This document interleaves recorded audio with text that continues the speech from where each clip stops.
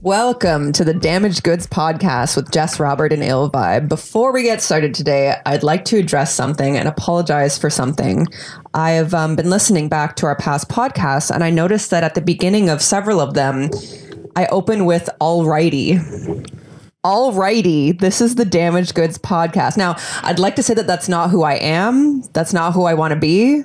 And I apologize. I'm not a person who says alrighty. So I'm going to make a conscious effort to stop that.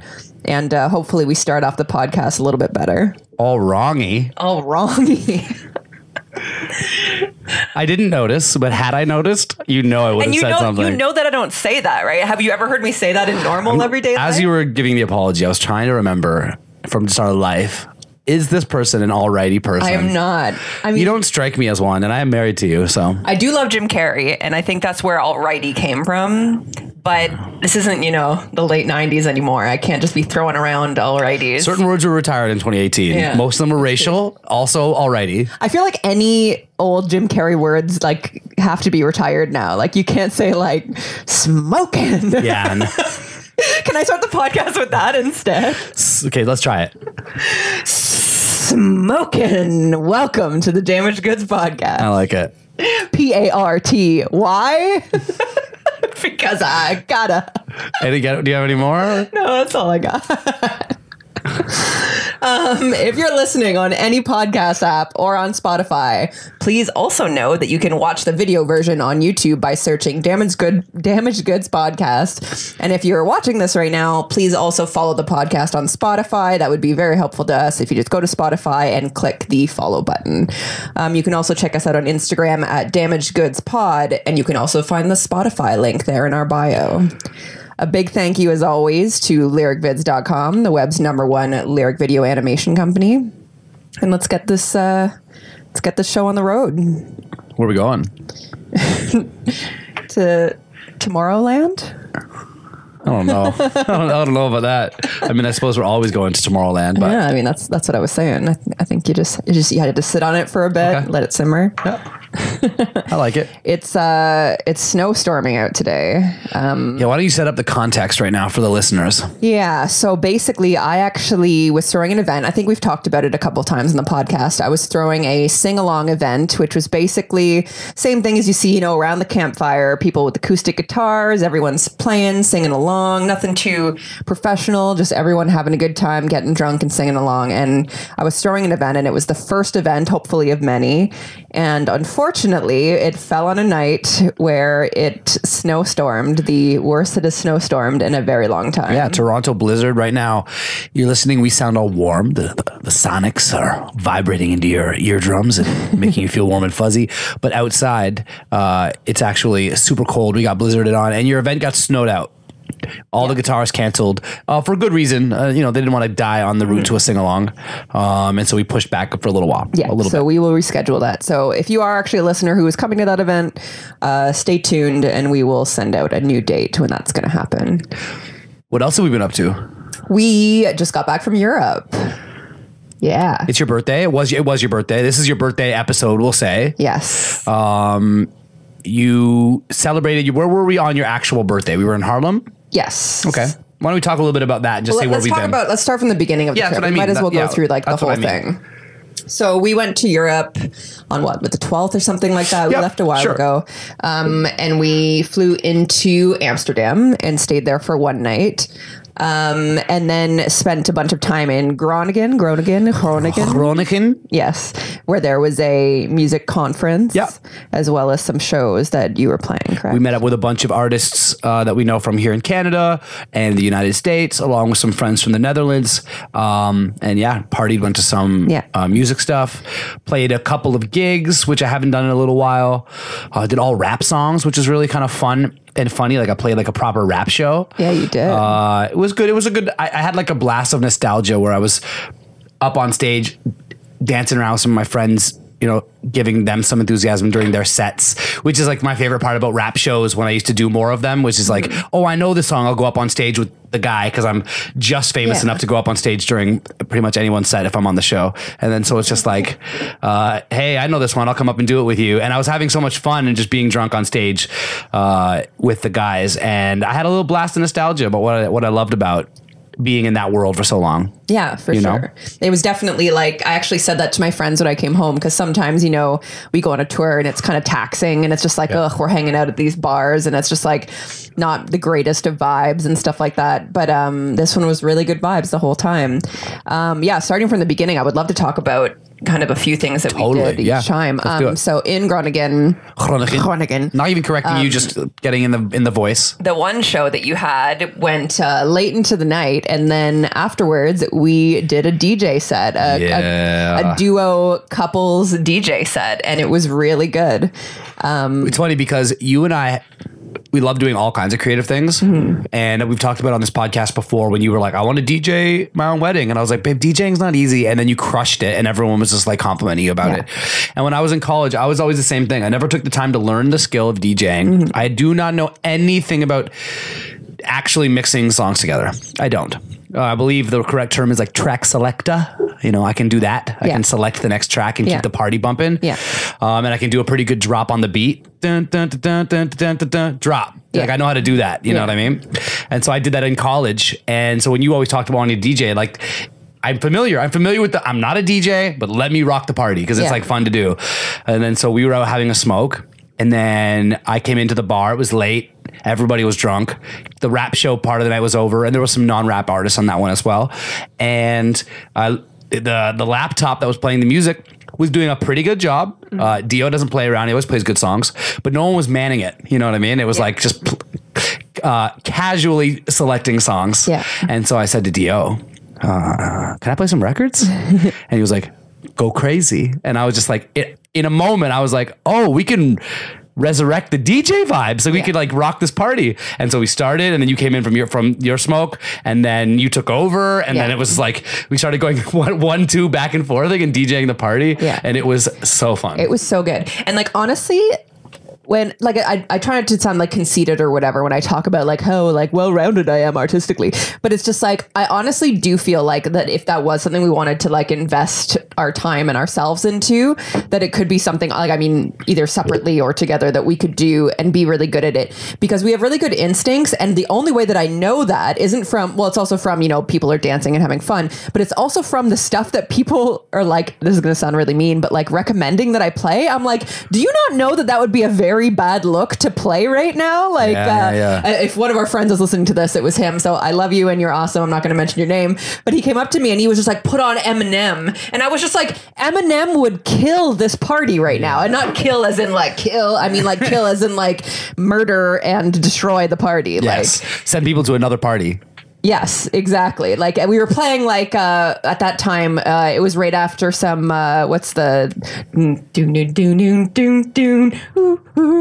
Gorillaz. Yeah. It was like that jam and just like funky and like crazy, and then he's like, oh, put on Eminem, and I'm just like, what? Like, so but that wasn't the only, that was just the worst example, but that wasn't the only example of that night where I'm just like, you know, that if that was put on right now, it would like ruin the vibe of the party. Like, yeah, it's funny. So there was somebody at that party. It was semi an industry party because people were all there for the music conference, and there was somebody who I've been trying to get in with for a long time. Again, won't get into who, but just like somebody from the business who is sort of touted as like a hip hop person. They really know kind of music. And they came over and they're like, do you mind if I choose a couple of records? And we were right in the heat of it and having a lot of fun going back and forth and kind of creating like a pocket of sound, playing like Amy Winehouse and just kind of creating this like hip hop friendly but not too rappy world, you know what I mean?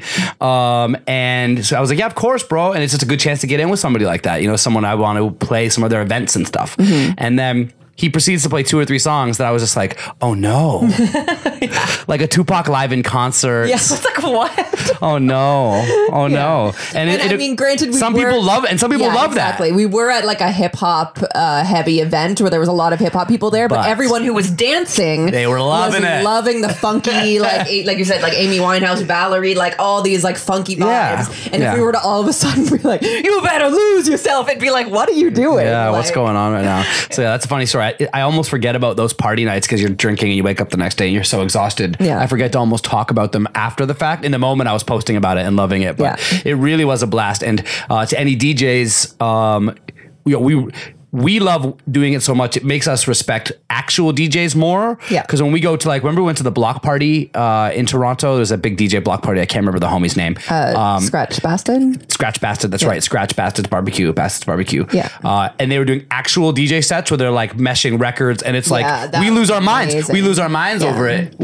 We do not have the patience to. Oh, no. Yeah, I'm just talking about selecting songs. Yeah, exactly. But then also, I think that if I put my mind to it, I could figure out the software to blend the songs. Yeah, with each other totally. And to actually be scratching is a different thing. I don't think there's any angry DJs listening, shaking their fist. It's like anything else, though. No, I would need to put time into it. I'm not saying that I could just do it tomorrow. I'm just saying that if that was something I wanted to focus. It's the same thing with me with comedy or anything that I don't do actively, but I just dip my toe in once in a while, where it's I would never want the people who do it full time to think me saying I'm pretty good at it means I could just be at that level very easily. And it's more that we participate as active fans of things. Yeah. You know what I mean? Totally. It's we love this thing.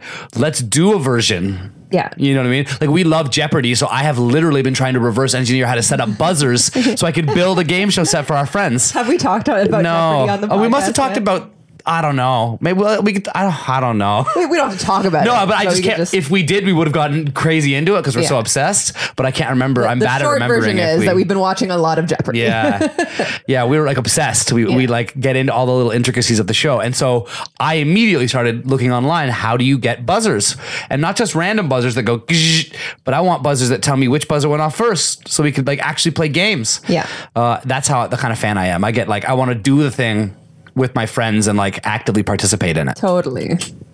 So then what else? What else happened in Groningen? I had the best baklava I've ever had. That was in Groningen, right? Yeah, it was in Groningen. It was so good. Yeah. I still think about it.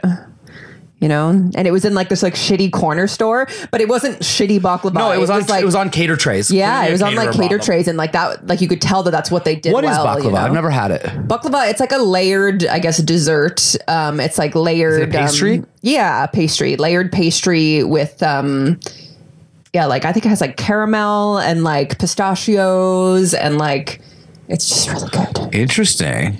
It's a syrupy, it's almost like a syrupy Danish with nuts and stuff. It sounds so delicious, but so gross. Yeah. Because I eat, but for me, because I'm the listeners, any active listener knows my whole thing is I love food, but I love 38 foods. Yeah. Anything that's not on that 38. That's on the high end. No, if you include all of the things I eat. Each vegetable? Yeah. No, for example, I like asparagus, and I think that's different. You 38 ingredients. No, because I would say I put a hamburger on that list. So that's one thing. You know what I mean? I'm not saying bread, beef, that's 5 things. I would say hamburger's one thing. Yeah. And I like asparagus. You could steam asparagus. I could eat it. You know what I mean? So I like 38 things. To be honest, I probably like 58 things. Mm-hmm. But that's still a lower number than most people who like 400 things. You know what I mean? Yeah, totally. But baklava sounds like, to me, that's a fear factor dish. It's if you ate 2 baklava, then we'll give you a car or some shit. I'm oh my, somewhere around 1.5 baklava. Fear factor would be regular delicious foods. It's just delicious foods that you don't. Everybody else would pay to eat it, and me, they're giving me a car and I can't get through it. Joe Rogan's encouraging you. You do it. This is a baklava. This is a baklava. It's syrup. Just close your eyes. Pretend it's a hamburger. Pistachios. You don't like pistachios? I fucking hate all those things. Oh Lord. Also in Groningen, we did a photo shoot. You want to talk about it? Oh, listen, I'll let you do the honors. I slowly put out my joint because this needs my full attention. Mm-hmm. We've spoken before about traveling, and one of the things that we like to do is when we travel to a place, we book a photo shoot there with a local. You try to find some creative, young professional who photography is their thing. Sometimes it's a hobbyist, sometimes it's all they do.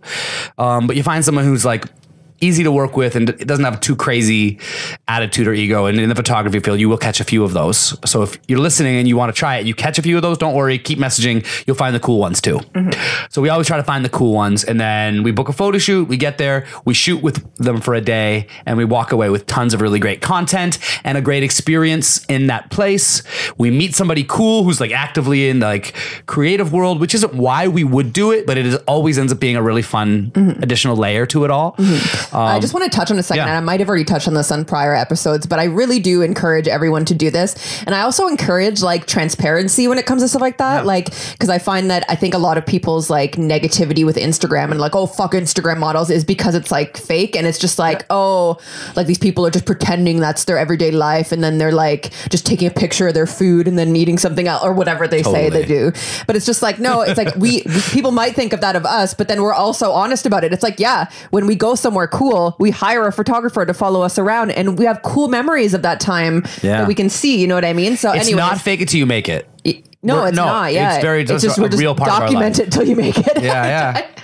All the stuff we do, we want to like document. And if you're not into that, that's cool too. But if you think that you would love to have these photos of your times, I would say cameras make some people uneasy. Like some people that wouldn't be relaxing. Yeah. And I can fully appreciate that. Yes. But if you're not one of those people, and I think a lot of people aren't one of those people, you don't have to be a star to hire somebody to come document something you're doing. And I think it is about giving yourself permission to like, hey, we're going to the beach. It's Miami. It's like my bachelor party. Why wouldn't I hire a photographer to come make us look awesome for the day? Or if it's any other excuse, whatever, you're traveling to New Orleans, you've never been on a business trip and you're going to hang around for 3 more days. These are all different kinds of trips.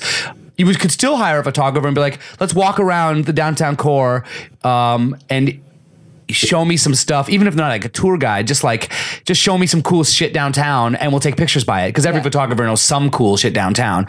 And it's just like, man, you really walk away with like tons in terms of social media content, which I know we're big on. And if you're any kind of artist or comedian or podcaster, the content is really just about giving a way to amplify the art that you do. But even if you're not, it becomes these little memories that you can share and just examples or not share, just have. Or have, because imagine, let's say we weren't big on social media. I would still enjoy doing it to have this experience and then like pick my favorite one, print it, frame it, and put it up. Yeah, totally. It would, even if, let's just say that we were not internet people, I still think I would do it. And I heard this podcast, I'd be like, oh yeah, I'll do that. Me and my boyfriend, when we're in wherever, we'll hire a photographer, we'll have a romantic afternoon, and then we'll print one of those photos. It's a cool fucking thing to do. And it's usually really not crazy expensive. And again, we've touched on that part before. So in this case, we did it. We've done it before in LA and we've done it all over. We now tried it in the Netherlands. It's the first time I've hired a photographer in a non-English speaking place. Netherlands has quite a few people who speak English though, so that wasn't a problem. They speak every language. They speak so many languages. We hired a photographer in Groningen by the name of Eddie. Yes. Eddie was an older gentleman than I thought he might be in a good way, but it was definitely like he was a retired guy who told us that he had gotten into photography after retirement because it was always a dream of his. And essentially now he's become a full-time photographer in his retired years. So Eddie immediately on Instagram, even before we got out there, recommended, if you guys are up to it, I can get us bikes. We can bike around. I'll show you the city. And I just kept thinking, oh, that sounds fun. Like that'll be great. It'll add to the experience. And like, boy, was I right. Cause it was really one of my favorite days of my life. Like, so we go walk across Groningen to Eddie's house. Oh. He's taking pictures of us before we even get there. Literally, as we're walking up, we look up and there he is hanging out the window, snapping pictures of us like. And so we walk in, get to know this guy. He's a really, really pleasant older man. And then he takes us out on the bikes. We bike through this town all over. He's showing us these gems. Even to rewind further and to get into the details, when I got on my bike, because we haven't ridden bikes in... True. Yeah, I forgot about the getting on the bikes. Yeah, we haven't ridden bikes in like a decade, like both of us. So I was a little bit... And you were fine pretty much right away. I was a little bit nervous because I didn't learn to ride a bike till I was 13. Did I ever tell you that? No, it's interesting. Yeah, no, I didn't learn to ride a bike until I was 13 or 14. Because I had like a bad experience where my dad tried to like push me and I fell, and it was like this whole thing. And I was very stubborn in that way too, that where like if I didn't want to do it, I'd be like, well, I don't have to do this thing. Like, you know what I mean? Like, what? You're still like that. I could walk everywhere. Yeah. Do you have a driver's license, Jess? No. Do you just walk everywhere? I just walk. Okay. But it doesn't hurt you. You know what I mean? Like, nobody else's fucking business. I was making the listeners know what I'm saying. I'm making a point. So I didn't learn to ride a bike until I was 13 or 14. And then I 4 years later moved to Toronto and never rode a bike again. So it's like I literally only had 4 years of my life or whatever of riding a bike. Totally. So when we got on the bikes, mine was a little bit high. I think it was a man's bike that I was borrowing. Or just a tall Dutch woman. And my feet, when I was going, I was okay. But when I stopped, my feet couldn't touch the ground. So I was like almost falling over. So he's like, no problem. We'll just ride over to this place, like down the block or whatever, because they have so many bikes there. There are bike shops everywhere. Yeah. So he just says, hey, to his friends in there. And then he talks to them in Dutch. They come out with a little screw and they lower down my seat. And then I was good to go. And it was so much fun. Like I had so much fun riding around, and like it made us both be like, should we get a bike? Yeah. And he took us to like old monasteries that are now turned into like apartment complexes. Essentially kind of like an apartment complex for people with lower income, but not like it didn't feel like ghettos, but it definitely is like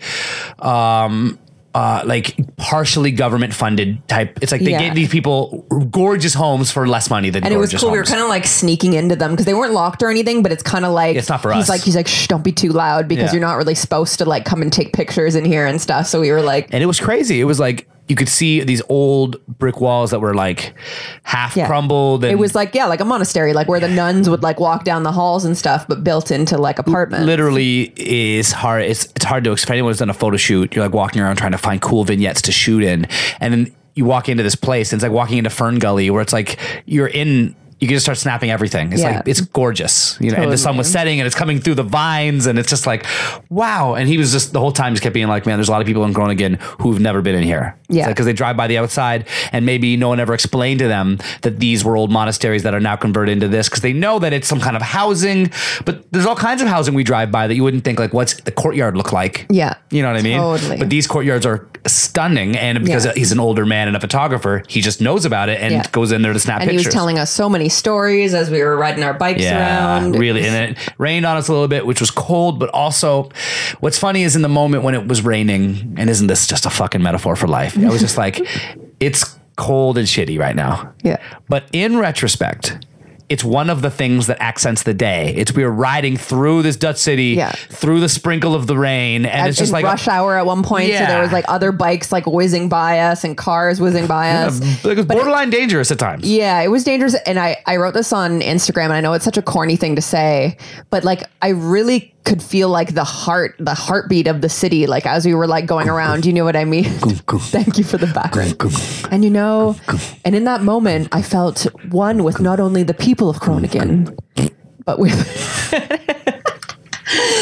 But no, it actually was like an emotional moment, an emotional day. So then when we were wrapping up our bike ride near the end, he said, he's like, do you guys have any time tonight? He's like, I would really like to take some night photos as well, because this is all during the day. And he goes, you guys want to come by my place and we'll relax for a bit? I was like shaking, freezing from the cold rain and stuff. So he's like, I'll make you a coffee, we'll relax for a bit, and then we'll go back out and get a few more photos at nighttime. Yep. So we did that. He made me coffee and he played us some awesome music, one of which that we wrote down and are continuing to listen to, called Smack and Crack. And we fuck with it. Yeah, we really fuck with it. And if you want to look it up, the best song is called Toxic Love Affair. And it really like gives you the vibe of what we were into at that moment. It was just like very like funky and awesome. Maybe can we play anything without getting like sued? Joe Rogan always says, "I'll get ripped off YouTube." I don't know if that's true. I don't know how that works, but that's what he says. Can we play the end of this episode? Can we do the Smack and Crack song? Let's try one. Yeah. Okay. And if we get pulled off, then we'll know and it'll be a story. Yeah, totally. Let's try one. Yeah. If you're really feeling up to it, we are at 31 minutes into the podcast. You can put it in the background right now. Oh, wow. Make a little note. 31 minutes, Smack and Crack. So I think that's really the last great piece to talk about for Groningen. But then we went back to Amsterdam where we got stuck in a place called Hoopdorf for a day because the trains were down. Yes, so we actually couldn't go in and party in Amsterdam like we wanted to that night. So we just kicked it in Hoopdorf, me and you. But we actually had a great time. Oh, we had an amazing time. We time. went to a really good Italian restaurant. And then we went to it was the one where you were so starving, you almost passed out when we got there. Oh, yeah, that's facts. I was so hungry. Well, you're traveling. I think for people who don't travel, it's like, the thing that they don't show you in the movies is just like you're starving a lot of the time because you have to check out of your hotel at 11 a.m. Unless you love like plain food. Unless you love plain food. Or are really good at packing snacks. Yeah, but movies aren't made about moms packing crackers. Yeah, exactly. You know what I mean? But like, 'cause by the time you have like a big meal in Groningen, by the time you can eat a full meal again in the next place, you have to check out of your Airbnb, which requires a whole bunch of shit. Yeah. Traveling out of the city to another city, check into a new place, get your bearings. Oh, restaurants aren't open yet? Okay. In 90 minutes we'll go out. And it's and that was something there that we really had to get used to is restaurants are only open from like 4 to 9. 4 to 9 or whatever. So a lot of times here we'll be like, oh, I'm hungry at like 9:30, 10 o'clock and we'll go out for something to eat, like a late night meal, which is super common. There everything is closed unless you want like McDonald's or pizza. This detail will become important again in the third act of the story. Oh, yes. Okay. So stuck in Hoopdorf. But it's okay because now Hoopdorf is the moment where we transition between the work part of our trip. Mm-hmm. And listen, you've heard how the work part of the trip went. It wasn't very worky. Yeah. But that was the business part of the trip. Oops. That got me some funding to go over there as I was showcasing at this event, etc. Yeah. We leave Hoopdorf and we travel into the great city of Haarlem, spelt exactly how you think, but with 2 A's, which is such like a funny thing that you picture Harlem, New York, Harlem or Harlem. I don't know where the Y. Harlemy? Well, what the fuck am I talking about? Cute. I like it. It's nice, right? That makes it sound so much cuter than Welcome it is. to Harlemy. I got Irish there for a second. But then Harlem with the 2 A's is just so like it's such a Dutch thing because it's like an American word spelled slightly different. Probably where we got a lot of these words, but it's such a thing you see there where it's like a word you recognize, but with like 2 spelling adjustments, and you can still read it. You know what it says, but it's just like mark it with like 2 K's and then fucking umlaut somewhere in there. You know what I mean? It really is like a merging between like English and French too, because there's so much French stuff in it that I understand a little bit, but then there's so much English stuff in it too, and like German and like other things. Netherlands literally sits between France, Germany, and England. Yeah. We've said so many times how like people of our generation so easily would be like, yeah, well, these people are like this and this is what it's like. It's like, so show me where they are and rewind 100 years. Because if they're right next to those people for 100 years, I bet you we could predict a lot of that stuff. Yeah. Where totally, there's a lot of French culture there. You really feel like the German language influence. And they all speak English. Like the percentage of people, it's almost like Montreal where you can just go to a place and talk to them in English and assume they speak enough to answer. And you're so far from home, that's really rare in Europe, Yeah.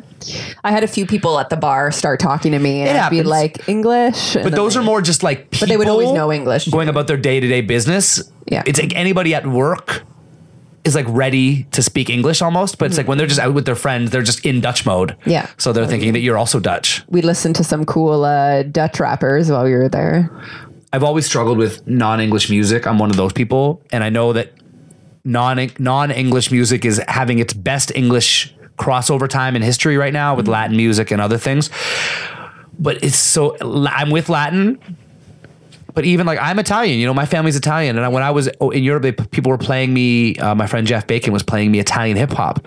And it was just, I have relatives who speak Italian, but still hearing the hip hop in Italian, it just doesn't connect for me in a weird way. I think, you know what it is? I'll tell you what it is. I'm a songwriter and I'm a lyrical person primarily. Like when I'm making my music, I'm very focused on what I'm saying and what does that mean and how does it sound? And I cannot connect with any of it. And so I'm just hearing the sounds, and sounds often don't sound great. In Spanish, you can almost forget that you don't know what it means because it's just like very it's a prettier language. Yeah. Whereas it is. Yeah, I could see if it was something else. I mean, I love a lot of non-English music, but I don't think of this is not, we'll move on because this is not a really deep subject, but people always talk about how beautiful French sounds. To me, French doesn't sound beautiful. Oh, no. I get it. Like I get that that's nice in a way, but when you listen to French music, it doesn't have the same role. Do you think I sound beautiful when I talk French? No, not really. What? because you speak it clumsily because you don't speak it often. And I speak Quebec French, so Yeah, and I can hear you unsure of it. You're not like gliding through the language. yeah. I'm doing like lots of like ribbony finger movements. But when you listen to French like R&B music, it doesn't have that same role that I love in like Latin R&B music. Sorry, Frenchies, not cutting it. Hilvi gives you 2 Frenches down. Well, there goes our French listenership. Ooh. So yeah, we're in Hoofddorp, get some food, go to a weed cafe there, and then head to, we're already in Haarlem, head to Haarlem. So our Airbnb in Haarlem was super sweet. It was a penthouse Airbnb that was like a dome, like a window dome, kind of on the top of a building, overlooking a giant church, and then like the town square, I guess you would say. With the balcony that wrapped all the way around. It wasn't a full 360 because I think the back had like building shit. Things, yeah. But it was almost a 360 like glass top penthouse with a balcony that wrapped around. Giant bathtub.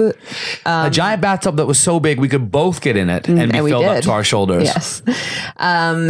And everything was amazing. We knew it was going to be amazing from the pictures when we booked it and stuff. But when we get there, it is like freezing cold. Yeah. How cold was that day? Like -4 or something? And it was -4 in the unit. It wasn't even that cold out compared to what it's been in Canada, but it was cold. And like something that I hadn't thought about was if you've got a penthouse that's mostly glass, all windows, then obviously it's not holding heat very well. Yeah. And there was like a paper thin, like wafer thin blanket on the bed it was like a king size bed with like a single like, beautiful bed with like curtains all the way around it to block the sun from the giant window. But yeah, it's like they've not anticipated how cold it's going to be at all. And I honestly think that they don't get as cold as us there or something, because even when we were hanging out at the photographer's house, he had like his windows open. I was like, what are you doing? Like, it's so cold. It is freezing.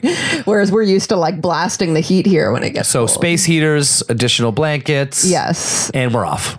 Yes. Except for what? What was the other issue in the unit? Oh yeah. So there's no kitchen. Yeah. So, one thing that we do when we travel is for my dietary needs, as we've discussed, and in general, because Jess is pescatarian and I'm off beef, it's a lot to consider for food. So we spend a lot of time cooking for ourselves. Actually, not a lot of time, but we cook for ourselves most of the time. And it saves money. And it saves money as well. Already? Yeah, no, I haven't said that part, but it does save us some money as well. But we get there and there is no kitchen, just a hot plate. One hot plate in an otherwise beautiful room. So we decide, no problem. It's Jess's birthday. It's honeymoon number 3. We're in Europe. Let's not worry too much about it. We'll just eat like kings because the thing about Haarlem that we learned, Groningen's a college town. 200,000 people, 60,000 of them students. So 1 out of 3 people is a student. That's that is the definition of like a college town, where it's vibrant because of the college. You go to Haarlem, no campus, same size town, no students. It still felt young to me. Because people have kids. Yeah. There's just no big university in town. Yeah. So there's no group of 50,000 of them. Yeah. But people still have children. You know what I memean? Like Aurelia, Ontario, it's a random place, but like there's no significant college in town, but there's still bars and young people. Yeah. You know what I mean? So I think in Haarlem, how many weed places, like weed cafes where you could go and smoke weed inside, would you say we're within walking distance from our Airbnb? 3. I feel like there's not even that in Toronto where we are now. You know what I mean? Everything was very condensed and close together and felt very like young and hip in that sense. We were also staying in the walking center of the city because a lot of Netherlands cities have like a center where cars can go during certain hours, but otherwise like mostly like pedestrian streets. So we were in there. So for that reason, there was a lot accessible. There was like 45 restaurants in a close proximity for that reason as well. Totally. So it was, fuck it. Let's not worry about it. We'll smoke, we'll drink, we'll go see live music. We saw some great live music, and we'll eat really great at these restaurants. I had the best steak of my life there in Haarlem. I had the best Italian food of my life there in Haarlem. I was gonna say they're inexpensive. They weren't. The steak was very expensive, but the pasta was very inexpensive. And I think my new favorite thing about the Netherlands is go to Amsterdam as like a touch point, but then really about spending time elsewhere, because the Dutch people are great. Netherlands is amazing. and it was really cool discovering other places that we haven't spent as much time. Loved Harlem a lot. Yeah, really cool. Usually at the end of trips, I'm kind of getting like sick of it, and I'm kind of like, ugh, I can't wait to go home. And at this one, I wasn't. Like, I was like really enjoying it. I was like, I could stay here for another week. Like, I was really enjoying it. And to be honest, the going out to eat was actually a really nice treat for me. I know that you don't love it as much as I do, because even when we're here, it's like I'll go out with my friends sometimes. I know because of your dietary restrictions too, you're not super keen on going out. But the fact that because we had no kitchen or Airbnb and we were forced to go out on like dates like every single night, it was actually really nice. No, that was really great. Yeah. And also, just to complete the story, we booked a second photo shoot in Harlem with a young man, a 21-year-old guy named Cohen, who's low-key one of the best photographers we've ever shot with. Yeah. Like, even that quick edit he posted of me smoking on the rooftop, I was just like, smack. Like, this guy's got a great eye. His edits are fantastic. And he's like a hungry young dude. And so...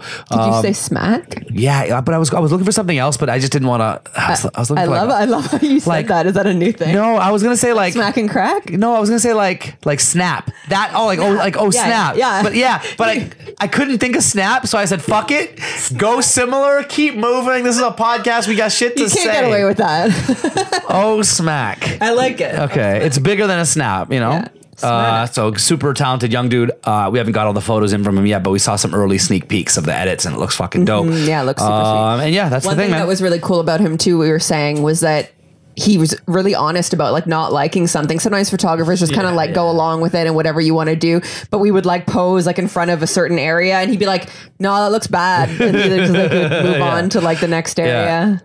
You can never paint all people with one brush, but I would say generally the Dutch people have a little bit of that. Like they're like brutally honest. Just very honest and matter of fact. That doesn't look good. We went outside and we're taking pictures. I was actually wearing this t-shirt, funny enough, as an underlayer under something else. He's like, everything looks amazing but that t-shirt. And I was just like, no one's ever said that to me. And to be honest, I was already, it's a kind of loud color. And he was just, I don't wear colors like that. So I was like, yeah, you probably just don't get it. But that's okay. That's okay. Yeah, you're a loud, colorful rapper. He just doesn't get it. He didn't listen to any rap music. Whoa. I'm not a rapper. A recording artist. Yeah, thank you. You were a rapper though. Your upbringing is rappery, and your what? I'm not allowed to say. Are we just denying who you were now? Never happened. Never happened. It's the Holocaust. Yeah, but he said he only listened to Bon Jovi, so of course he's Yeah, I was like, do you know who Young Thug is? He's like, no. I'm like, what do you listen to? He's like, Bon Jovi, like Crosby, Stills, Nash and Young. We're like, sorry, we don't have any of that. We're just going to keep playing Young Thug. That was it. That was the trip. We came home. It got even colder. We're back in Canada now. So actually, sorry, I want to talk about one more thing on the photo shoot. The day of the photo shoot was my birthday. It was kind of one of the reasons why we did the photo shoot. Thought it'd be a fun way to kind of kick off the birthday day. And that day, while I was getting ready for the photo shoot, something that's never happened to me before happened. Oh yeah, I forgot you were going to talk about this. And I don't really quite know how to say it. I shat myself. Was it a shart? Yeah. Did it start as a fart and end as a shit? Yeah, that almost makes it seem grosser for some reason. I'm glad I brought it up. Yeah.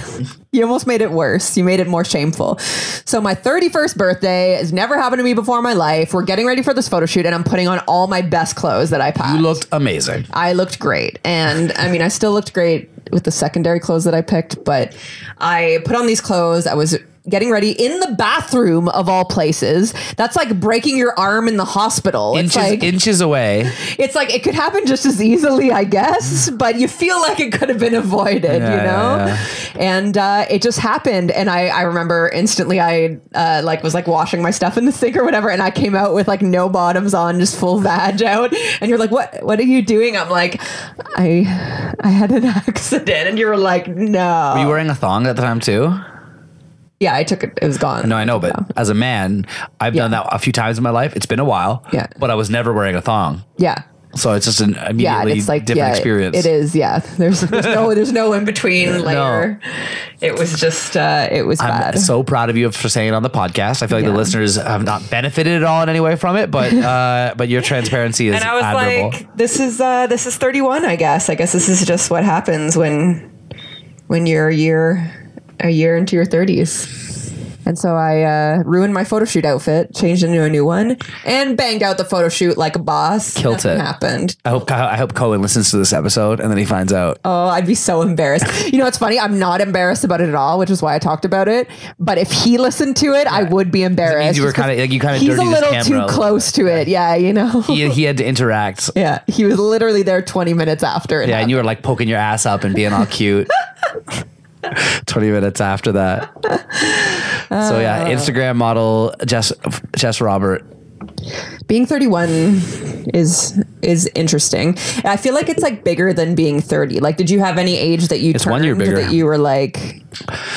No, not like that. Not in that way where the number meant something. 35 weird? I feel like 35 would be weird for me. No, not really. I have those similar issues in other ways in that, like, as time passes, I just feel generally more pressure to be successful and to like start achieving some of these goals that I would, for example, there are certain aspects of my career, i.e. this podcast, thinking about even before we had one, where like I wanted to have a speaking platform. I wanted to have something where I wasn't just singing and rapping. I was just myself, you know, on the thing.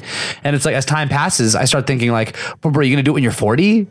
You know what I mean? It's just like, so 31, 32, these become indicators of like, this is when you do it. Yeah. This is when you start a podcast. Yeah. You don't start it when you're 50. Yeah. You start it now. Yeah. You know what I mean? It's more that. It was always just that like, oh, little ticks of like, if you're going to be, you know, the big one I talk about is music, and I'm trying to really get off this subject in my life is, you know, no one's signing a rapper at 36. Maybe at 30, maybe. Not 36.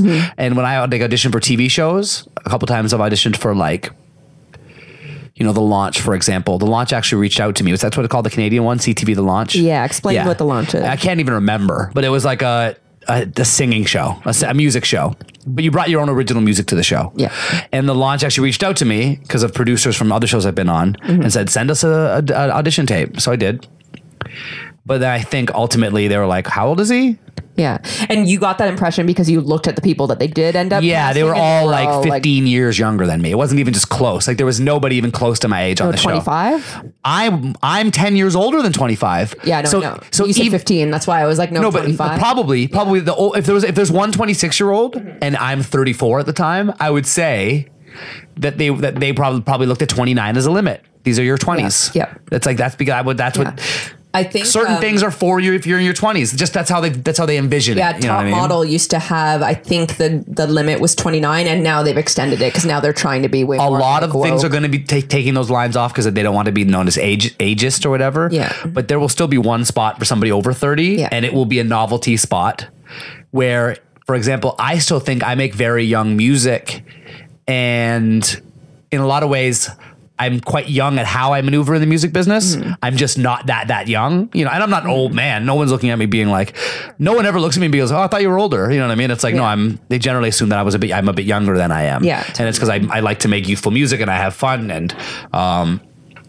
it's just a thing that it's like when you're casting something, and when we're hiring, if we were hiring an intern from lyricvids.com, I envision them a certain way. It doesn't mean I would never hire somebody older than me at that person. Yeah. But that's not how I envisioned them. Yeah. I envisioned them being younger and wanting to learn something. And that is a factor. So when someone goes, oh, I want a rapper on my song, who they envision and what they envision will play out in who they select. You know what I mean? And I think that's a thing, you know? Yeah, totally. So that's more how I think about the numbers. It's an ever increasing pressure, but one thing which is kind of depressing. It's depressing, but then you can also, I don't feel depressed by it, but it is. You can spin it into a positive, because this is how I've kind of done it in my life, is that I've always been the type of person who I feel like I always have a million paths in front of me, because I'm not, there's a lot of people who are like, oh, I don't know what I want to do. I'm the opposite. I'm like, I want to do too much and I don't know which one to pick. You know what I mean? Yep. Like some people are like, oh, I guess I'll go to school for accounting because I don't have anything else I like. I'm like, I like this, I like that, I like that. Like literally I could have went to school for like 6 different things, like interior decorating, makeup, writer, like, you know what I mean? Like I could have gone like so many different directions. Now I find that a lot of the things are getting cut out because it's just like I've kind of passed that window. Like we've talked about this in the podcast before, but it's just like I maybe thought that I could be a dancer at some point, and I kind of never really fully like took that plunge or whatever. And it's like now it's very obvious that I can't. It's not going to happen, and it's okay. It's almost kind of like liberating because it's like, okay, now I know that's not the one. You know what I mean? Totally. And I can move on and do the thing that I'm like meant to do. There's a few other things. Oh yeah, like an interior decorator would be one of them too. I think. I mean, I could. That's an older cleaner, for sure. I think an older woman in her 50s could be a successful interior decorator. 100%. I'm just saying that now at this point in my life, is that what I want to focus on now? And if not, then maybe that's never going to be what I focus on because I'm going to be spending the next 10 years on something else. Some of them are crossing themselves off the list, and some you have to cross off. Exactly.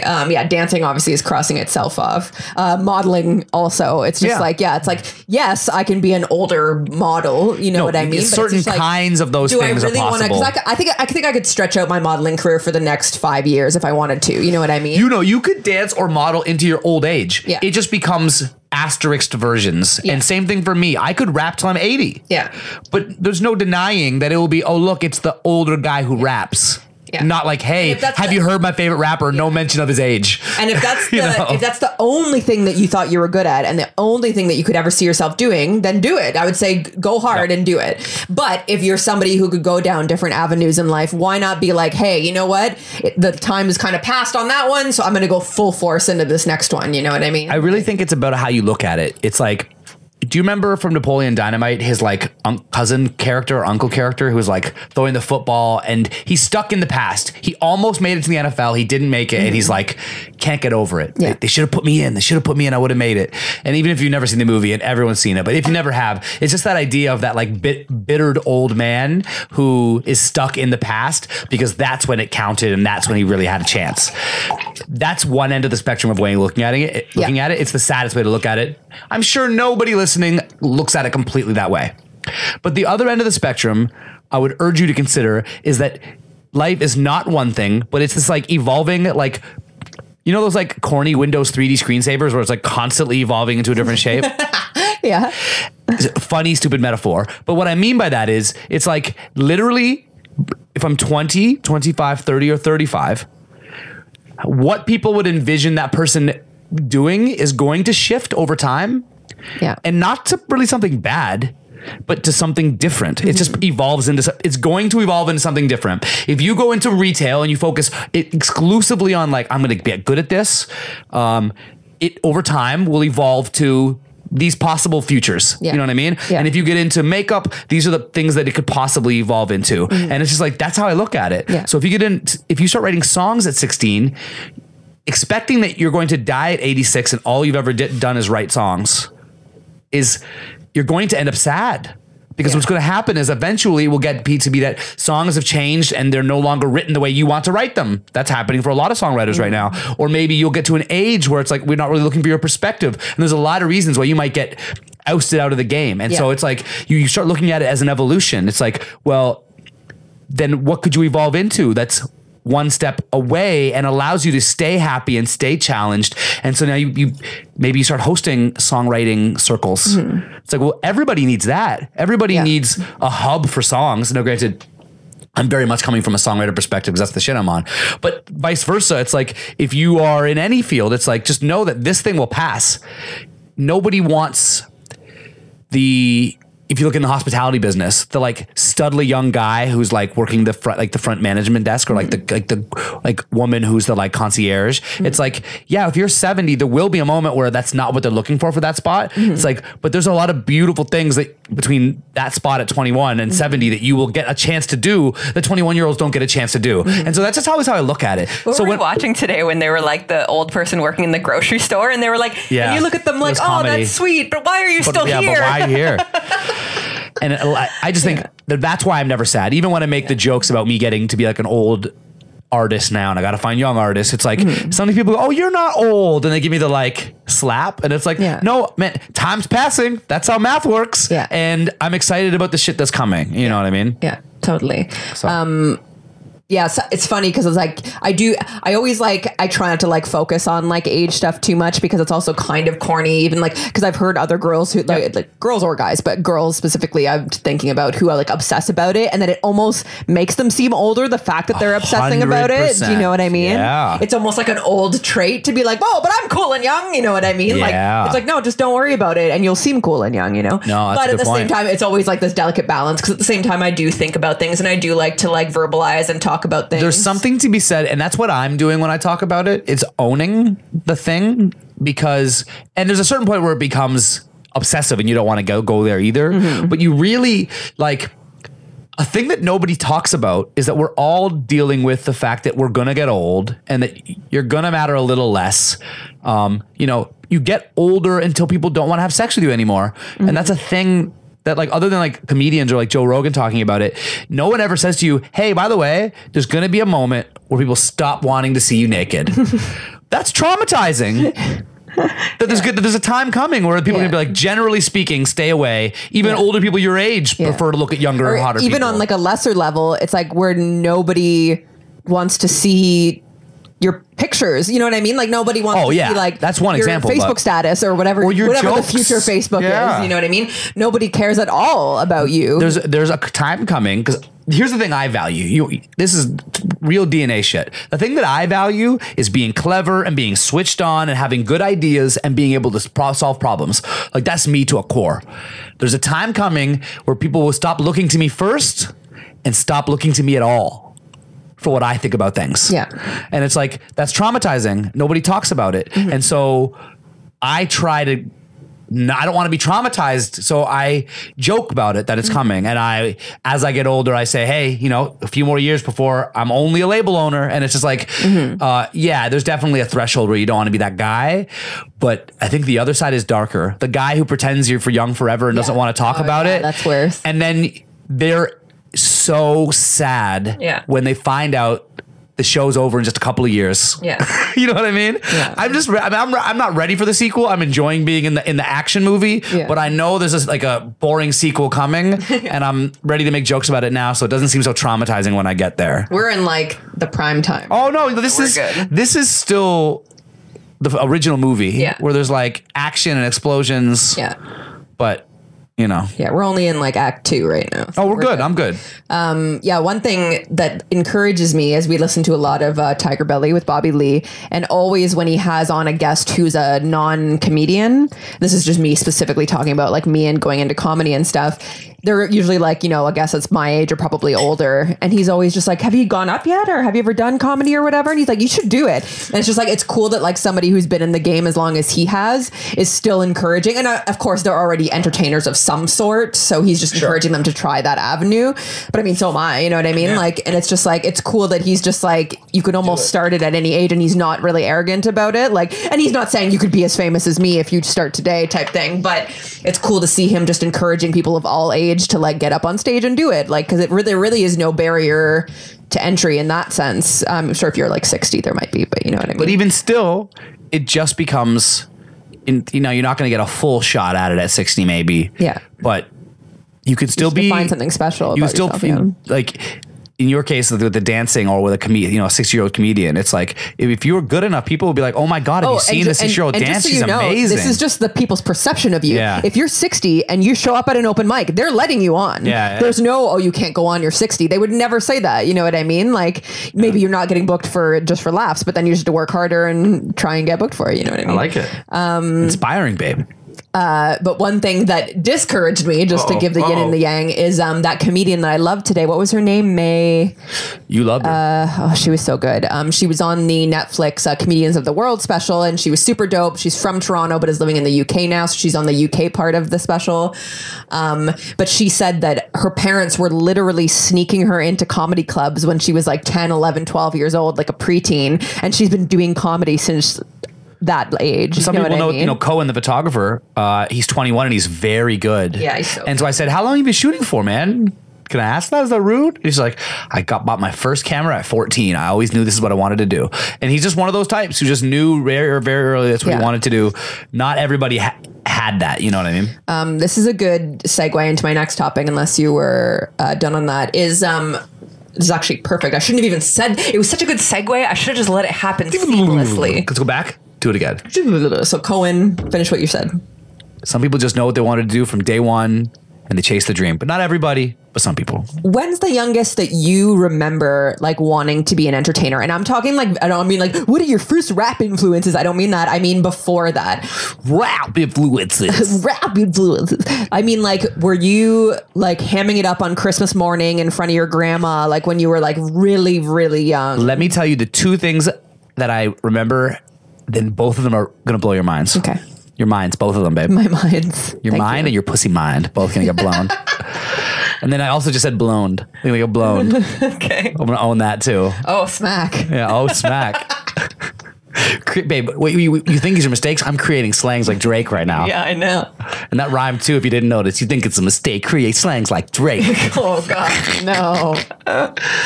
Oh, yeah. So memory number one is me coloring in a coloring book. Mm-hmm.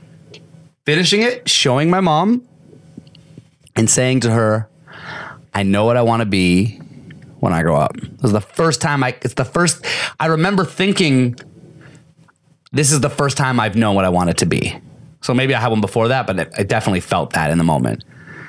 It was this is crazy. It's a cartoonist. Really? Yeah, which is funny because that's kind of what we do now. Yeah, that's really funny. And I was thinking about that while you were working on this amazing cartoon. And granted, it was you, not me, and you're way better at it than me. And I was like, oh, it's so funny that's the thing that I thought. We're talking kindergarten age, maybe even pre-kindergarten age, being like, I think I know what I want to be. Because that's the age you watch cartoons, so it's not that crazy. But I had learned the word cartoonist, that there's somebody who makes the cartoons, and I wanted to be that person. Wow. And it's funny because now we literally spend all day animating, and it's just crazy. And then so the second one is me and my brother. So this would have been now like, I would have been 7, he would have been 5, or like 6 and 4. And we would act out songs. Mm-hmm. So it's like we would like turn the song into like a show. Yeah. You know? So I think Michael Jackson, Queen. So the point that I wanted to get at from asking this, because I figured, especially with the you and your brother acting out stuff, me and Dina did that too, my sister. And I think that's something that a lot of kids share a similar experience that they did. And I think the difference between people who end up, just working non-entertainment jobs when they get older is that they grow out of it. And I don't mean in a negative way, like we're still immature, but I mean, they kind of move on past it. They move on past that kind of like silly, want all the attention phase. Cause let's be honest, a lot of kids want all the attention, even like the crying and throwing tantrums is because they need attention type thing. Yep. But I think that some kids grow in the way that they no longer need that. And some kids just like, you know what I mean? Just like continue to want to be that entertainer and all that stuff. Sure. I've been listening to a lot of Pete Holmes' podcast, and one thing that he said that was really interesting to me that I connect with a lot is him and the girl from The Good Place were talking, and they both agreed on this completely, and you tell me if it's true for you as well, is that whenever they were a kid and they would go to some kind of show, whether it's a band or a magician or some kind of like theatrical performance, they would always like secretly be thinking the whole time like, oh, I hope they ask who wants to come on stage like to help them with this part, and I want to do it. And I was just like, oh my gosh. Yeah, I did that too. That was always me. I was literally thinking about it the whole show, especially like a magician I fantasized show. about it constantly. I fantasized about it constantly. Yeah. And I think I think a lot of kids do, because when they say, who wants to come out? A lot of kids go, me. Yeah. But I think that we still have that me in us. You know what I mean? No, that's really Whereas deep. some people like grow out of it. When I was a kid, I constantly fantasized. Like I lived in my mind in the fantasy that somebody would hear me singing and think I had something special. Yeah. I lived inside that fantasy. Yeah. I would sing on the street in case. Yeah. Sometimes. Yeah. You know what I mean? Totally. Wow, that's really funny that you say that. I haven't thought about that in a long time. Yeah, but I remember always like going to like productions at my school, and I think it had happened too a couple times where I was called up, and it was just like it always felt like oh, that's what I'm like meant to do. Like I'm meant to like go up there, and then it's going to be like the best thing ever. And like even when they used to have talent shows or like rallies or whatever they would have in school, when I used to do performances for them, I took them like very seriously. Yeah. Like me and my friend Danielle, this one time we did this performance. It was a Christmas like recital or whatever, and we did this really cheesy thing where it was like, we wish you a Merry Christmas, and we were just dancing and everyone went quiet like, oh, this is kind of cheesy and bad, but some other people just did that, so they thought that was what we were doing, and all of a sudden the music scratches and we stop and then the song Breathe by Prodigy comes on. So I don't know if you remember that, but it starts like, and then we like slowly rise up and like go into like this like crazy dance. And it was like this like epic moment. And like, I still think about that. And I think like, that's almost just kind of like my philosophy on life almost is just like having those intense moments where it's just like the audience would be like, whoa, didn't expect that. You know what I mean? Like, didn't expect that. And like I said, the point of this is that I think that a lot of us have that as kids and like a lot of people grow out of it. But I think that the people who keep it are the ones that end up doing I would guess it's not all people have it as kids. It's like, let's just say, I'll make up a number that like 60% of kids have that or 40%, something in that range. And then 80% of those kids lose it. And then the rest of us are the broken ones who still have that need that never got satisfied. Totally. And I think that's why so many comics and songwriters have a painful childhood, because maybe it's all connected in some way that they missed something early that allowed them to get past that phase. Yeah. You know, because my parents both loved me and they were good parents, but like I definitely had a painful, difficult childhood. Yeah. And I think that's part of why I still have this, it's like I never really grew out of it. Yeah. The need to be like approved by others en masse. Yeah. You know what I mean? I think that for me, being approved by others and liked by others came from like my bullying and stuff, which might be the same thing with I was bullied a lot too. So because my parents were always very supportive of anything silly and crazy that I did. So it wasn't in that sense, but then my Christian upbringing probably is what kind of created like the dirty jokes that I make and like the revolt and like that way, is that it's like all of, like, you know what I mean? Like it's just you know what though, if you combine both the theories, it's like some kids have this like desire to like entertain, which in a way is being approved, but it could be something slightly different than that. Then that kid gets bullied. Yeah. So it's like, oh, so now it's almost like a perverted connection of like this entertainment thing that you love to do. Sometimes wins you over allies. Yeah. Who then won't bully me. And it starts to almost create this like, it's like the coping mechanism of like, oh, I'll just be funny before they don't like me. Yeah. And then they won't want to fight me. As a guy, it's like about the fighting thing. It's like, if I make him laugh, those guys don't hit me. Yeah. You know what I mean? It's like funny guy. Yeah. I'm useful in that funny way. Yeah. You know, and I think really early I developed that because they used to like hold me down and write on my face until I became the funniest guy in my class. And then that just stopped and it never happened again. And now, I mean, I'm not like a big deal, but considering if you flash back to the moment he was like, where nobody liked me and they were like writing pretty bad slurs on my face. It's like, that kid came up with a plan so effective. He's now a professional entertainer. Yeah. You know what I mean? Totally. The plan to not getting faggot written on my face was so effective. I now do this for a living. Yeah. You know, so it's like, no, totally. Yeah, it's funny how you could like kind of parlay that as like a jump off point almost. Totally. Kind of like the Prodigy story. I have another similar story. So I told you that I directed the musical Cats in grade 6. The real musical Cats. The real musical. We did not buy the rights. No, you went to New York and you directed Cats. No. It was at my French school. We called it Chat. And otherwise known as Shat. No, don't talk about that. That was a pretty good tag. Too soon.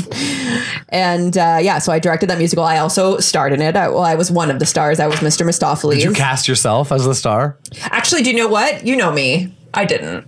I was like considerate like that. I was like, come on, I can't direct it and be the star. Oh, but I'm saying, did you cast yourself as Mr. Mustafis or whatever? Yeah, because he's like a secondary character that's still like a star enough, but so that it wasn't like egotistical. Here's the thing. I was like directing and that's starring. That's what I was asking. You still cast yourself as like an awesome role. Yeah, of course, because I'm fucking awesome. Okay. But there's this point in it, and I would love to. I'm going to get a hold of the VHS, put it onto digital or whatever, and post it on our Instagram. Get a VHS, convert it to DVD, get the DVD, rip that onto a computer. And I'm going to show this one part that I'm talking about. Probably not in time for this episode to be released, but I'm going to do it eventually. Get started. That's a lot of mediums to jump. There's this part where it's like a really like quiet part where like all the like actors are like crawling around as cats, and I'm just like really dramatic about it. Like I'm just like just like really getting fully into it. And it's like this one part that I remember all my friends made fun of me for in like a fun way or whatever. But they were just like, that was like your moment where like everyone else was just so chill and you were just like freaking out on stage like a Broadway cat. Wow. And I would love to share that with everyone. I'm not embarrassed. Broadway shats. Yeah.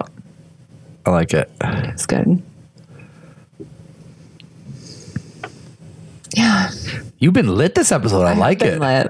Did you do cocaine before the episode? No, I didn't do cocaine. So what'd you do with all that cocaine that I bought you? I flushed it. Do you have more to talk about? Because I'm happy for you to just keep fucking going. I've got plenty to talk about. Whoa, I like it. Why don't you keep? I got stuff too, but why don't you just keep going? You're on a roll and I'm enjoying it. I'd love to talk about my medication journey. I love that you're bringing it up. Yeah. Mostly because I've been calling the authorities about every 48 hours just so that they know that I'm still alive. And I think the listeners can act as an additional support system for me. No, I'm just totally just what? Yeah, so I've been going to therapy for the past like 6 months or 8 months, specifically for like stress and anxiety and phobia related things. I do that to women. I've had really bad car phobia. I've had really bad plane phobia, which plane phobia is pretty normal, but the car, but you get it more intense than the average person for sure. Yeah. The car phobia was always more of a concern because it's more like we're in Toronto. So it's kind of a part of my everyday life. It's grown a lot. Yeah. Yeah. I never used to like it's kind of gotten out of control. Whereas before I was just like very mild. Yeah. So I don't like being in cars. And to me, all those things aside, the worst part is the nighttime stuff. So like the nightmares at night and just like irrational fears of like, if we want to get really real, irrational fears of like monsters and demons and like sleep paralysis where I can't ever fall asleep on my back or I'll think that there's something in the room and like also that triggers panic attacks in the middle of the night. So I would wake up sometimes and wake you up and I'd be like short breathing in the middle of the night. Just quick question. Should I stop wearing Halloween masks to bed? Should I? That might help. Okay, yeah. cool.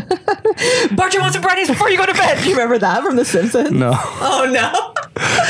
I'm sure some of the listeners do. It's when Bart's afraid of Sideshow Bob and then Homer keeps doing like these scary things. He's like, yeah. Bart, do you want to see my new mask and chainsaw? And comes into the room. He's like, Dad. Yeah. But anyways,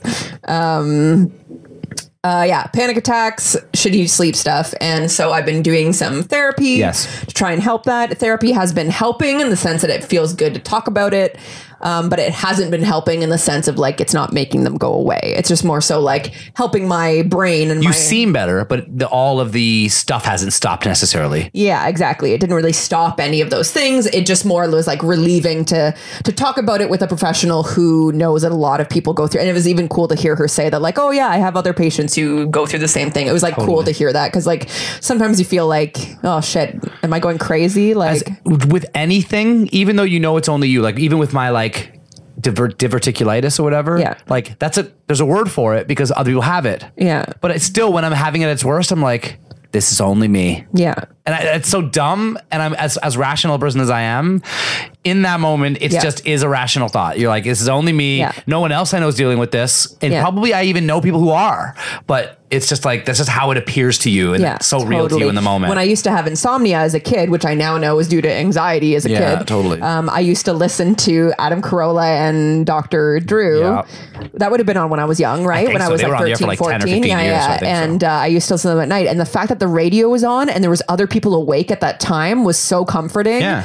Because I was probably too young to even be listening to that type of content. But I just liked it because it was just like, oh, I'm not the only one awake in the world right now. You know what I mean? Mm-hmm. Like, so yeah. So anyway, so therapy did help in that sense, but wasn't really helping with the car stuff, wasn't really helping with the panic attacks and stuff like that.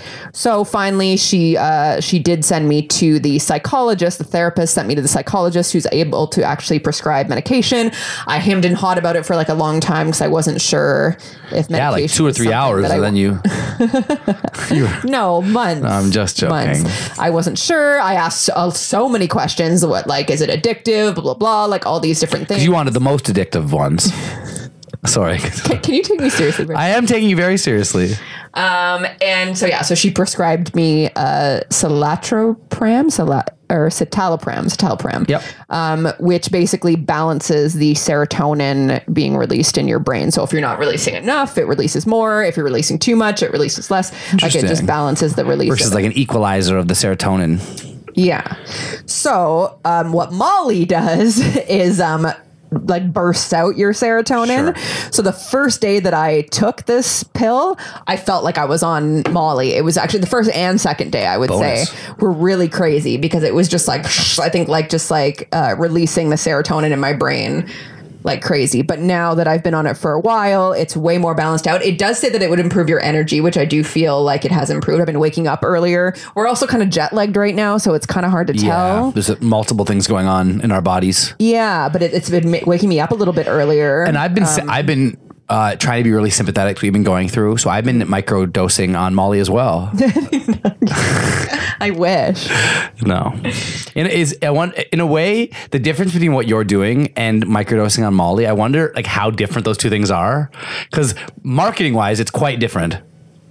But I'm curious, chemically, are you essentially just like microdosing on Molly? I don't think so, because I was curious about that because this feeling felt so similar. So I looked up citalopram and Molly or whatever, and it actually says that let's say I'm on citalopram right now and I were to take Molly, I would have zero effects from Molly because it's balancing my serotonin. Sure. So it's not doing the same thing where it's spiking it. Yes. It's cool. it would literally block Molly if I did it right now. A lot of people, and you know those blogs that are like people who do drugs blogs where they're just like, can I do Molly on my antidepressants? Sure, yeah. And all the people talk I really love smart addicts. A very like, well, no, it is good to have that in an open way because there's some people who are going to do coke. Or also, not everyone who does Molly is an addict. I'm joking. I'm just saying. They're going to do these drugs no matter what. So it's awesome to have a cool forum where you could talk about doing it safely and stuff.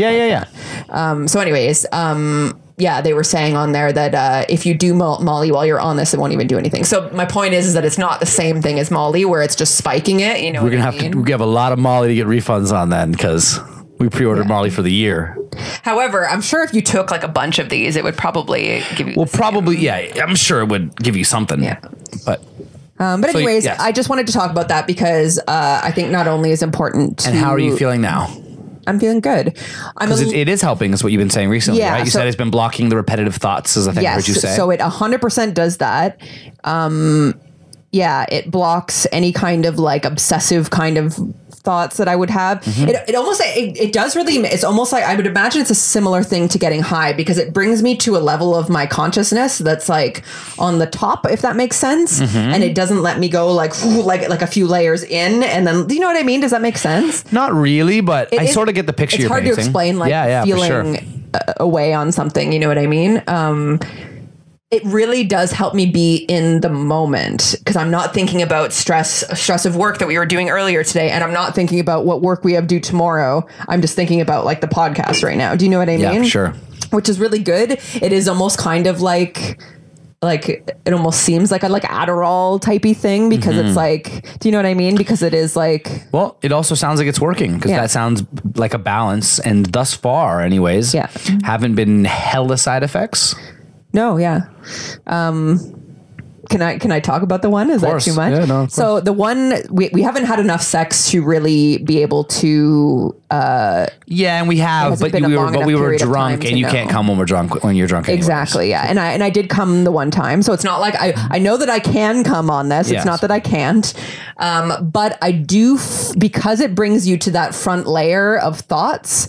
I do find so. I'm sure I'm not the only one who does this, so I'm just going to say it. When you're about to come, sometimes to get there. You need to go like really into like the memory, like of like not memory, but the like of guys you fucked with bigger and better and just like the subconscious bank of like dirtiness. Do you know what I mean? Like that's not a guy thing because I can come quite easy. Yeah, I don't have to focus on anything. So I do, and I think it is a female thing. I'm not ashamed or like weird about it. I'm sure there's a lot of girls who kind of have to like get into their own head kind of as they're like focusing to come. And sometimes it's not even a thought like a guy that I fuck. It's like not that. It's more so like, for example, like just to get really specific, just so that everyone's aware. I want everybody I know when you're to know how to make you come. It's really important that everybody I know. Sometimes I think about the spot. Do you know what I mean? Like I just think about that specific spot, and I almost like put the molecules. Yeah, I almost put all my consciousness into that specific spot of my body. Do you know what I mean? Yeah. Does that make sense? You push your consciousness into your clit. I'm pushing myself to focus on it. That's all I mean. Yeah. No, kind of. But anyways, that's all I mean. And I do find... Do you blink and then suddenly you're looking with the perspective of your clit? Yeah, I'm just my clit. Suddenly you are your clit? Whoa. Yeah.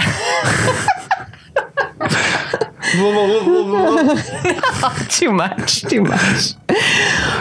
But anyways, I do find that this medication makes it hard to go into that subconscious level, which is good for not thinking about demons and monsters. Not so good for trying to think a demon or monster trying to is my picture myself dick. as a clit. You know?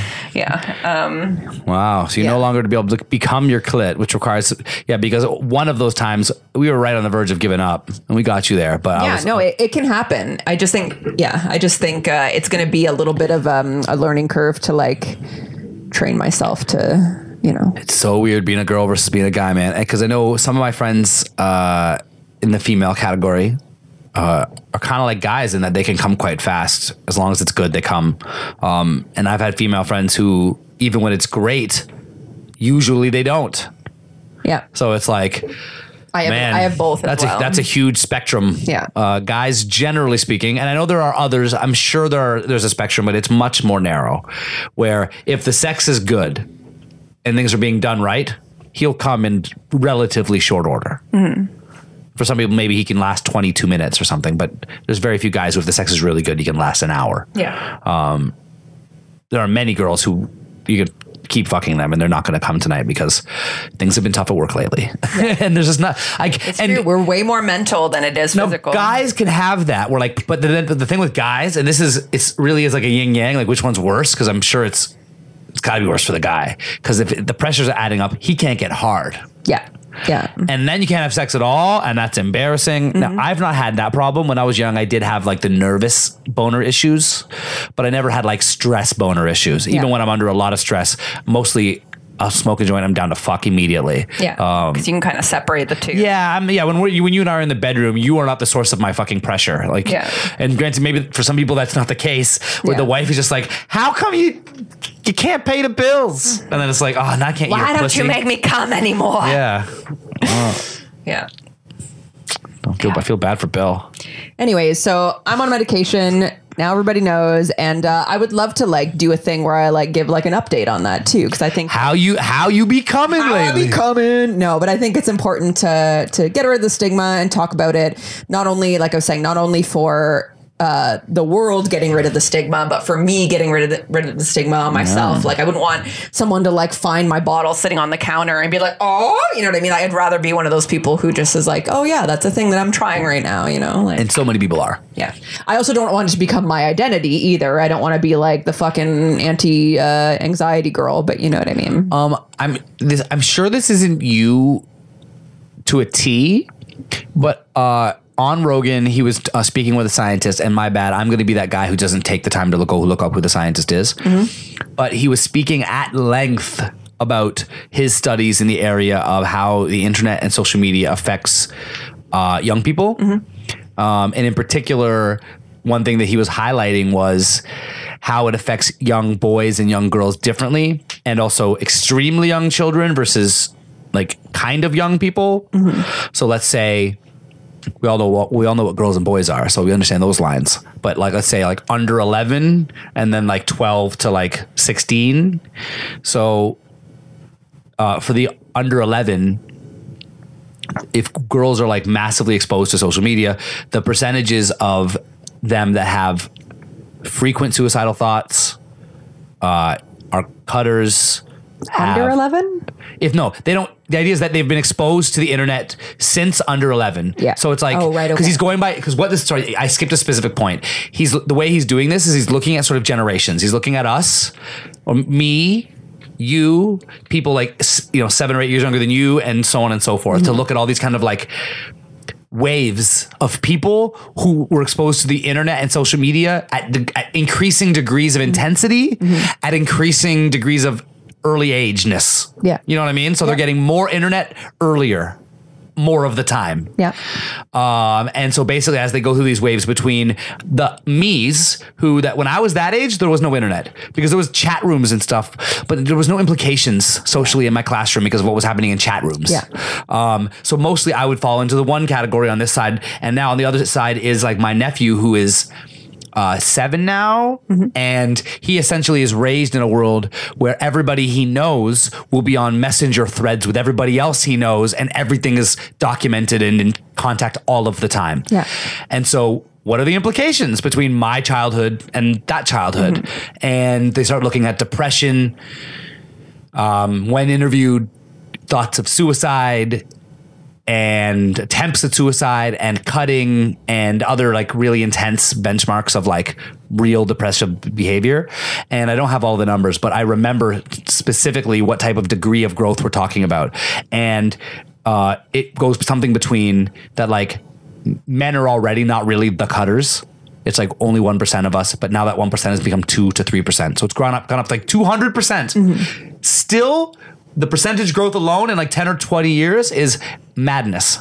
But for girls, it was already higher at like 4%. It's gone up to like 16%. And it's like, he speaks about how when young men bully, they primarily do it by like holding you up against a locker, smack you across the face, call you a derogatory word. That's like how a young guy bullies another young guy. Yeah. How does a young girl bully another young girl? She tells a secret. She tells a rumor to another girl about what this girl told her. And I'm not saying that that's all cases, but clearly that's a thing where it's like girls bully with loyalty in politics versus hold you up against the wall with your throat and smack you across your face. Yeah. So which one of those two things carries to the internet better? Physical bullying doesn't really carry to the internet very well. Yeah. But secrets, rumors, loyalties, and politics, and saying this person's fat and posting the fattest picture of that person so that everybody can see them at their fattest is such a thing you can do on the internet. Totally. And so these young girls are experiencing the negative side effects. Yep. Let me add just one thing that's really interesting. He also said that young boys are masturbating more because they're watching porn on the internet and they have less aggression.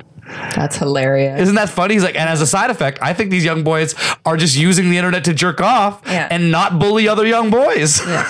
It's so funny. That's really funny. It's the yin and the yang. And also it's important at Damaged Goods we get our porn mention of the episode in. Of course. Porn saves the world again. Yeah, I think not only with social media and like the added pressure of...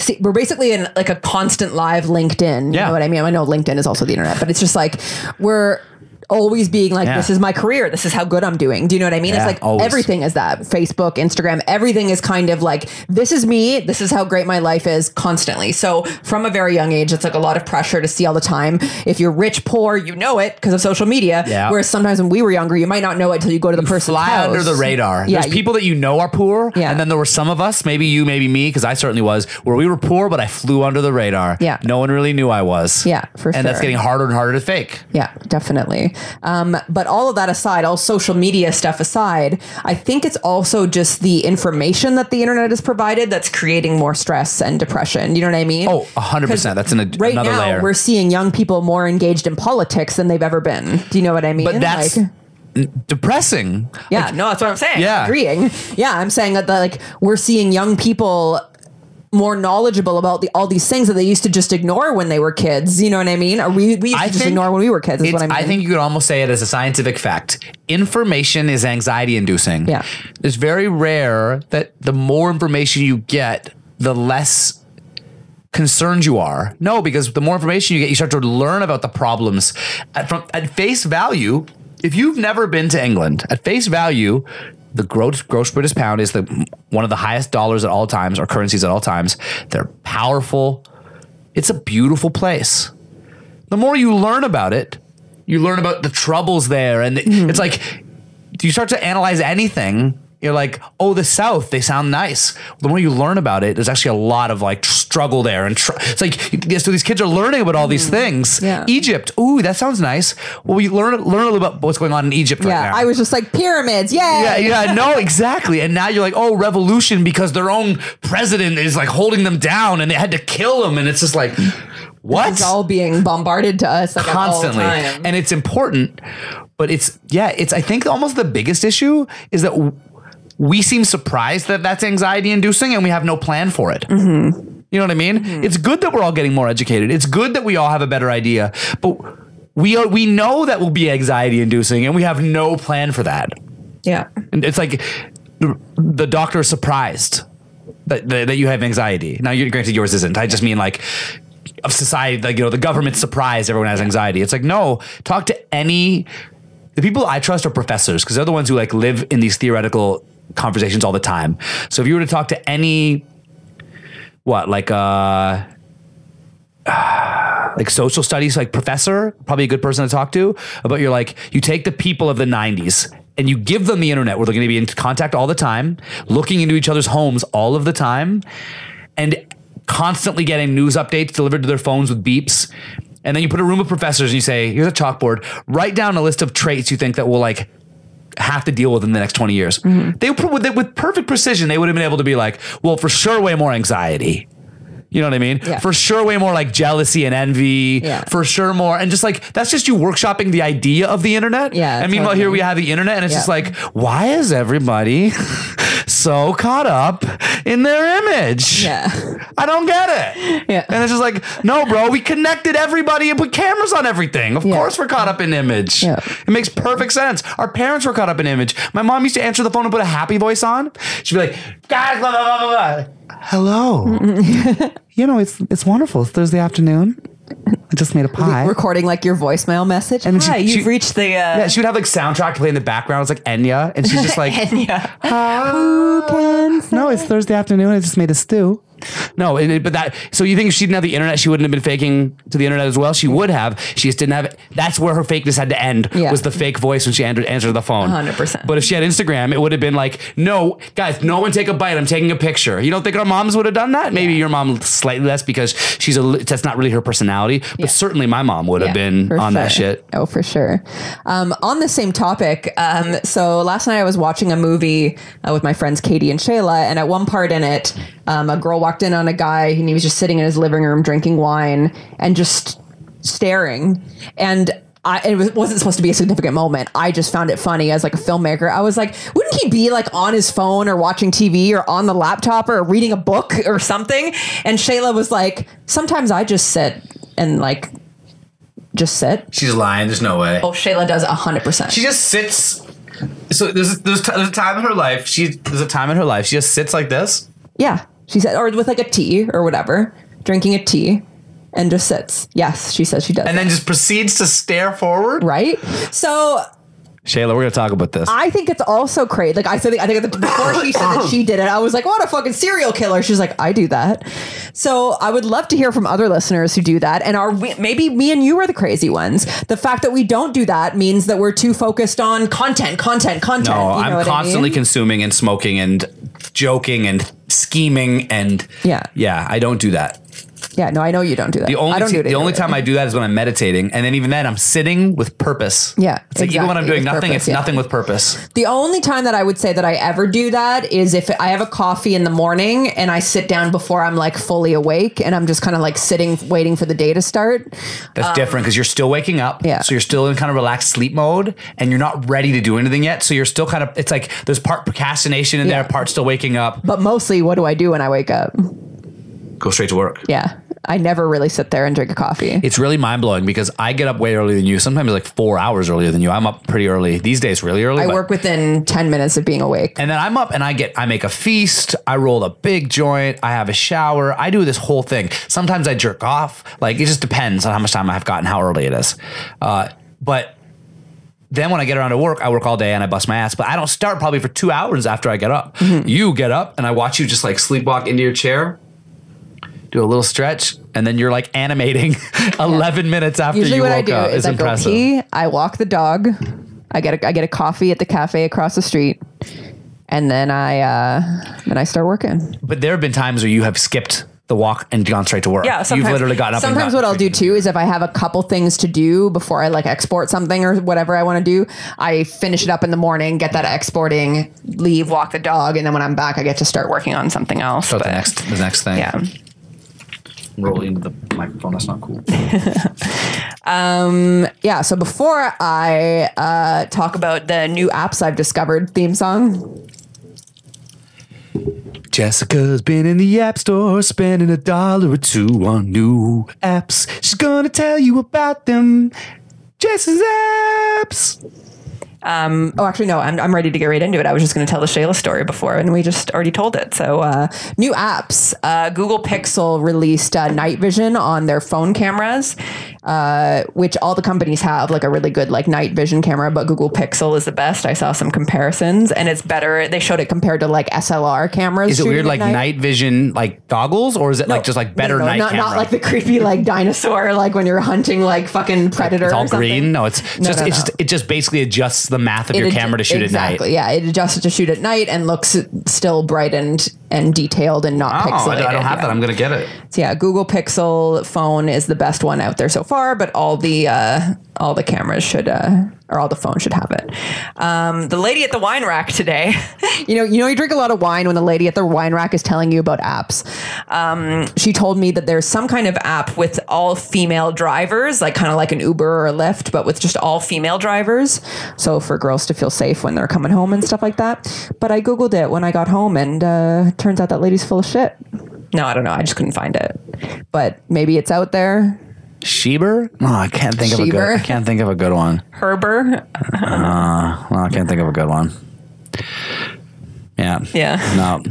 I got nothing. I don't got any puns on that one. We're not riffy today.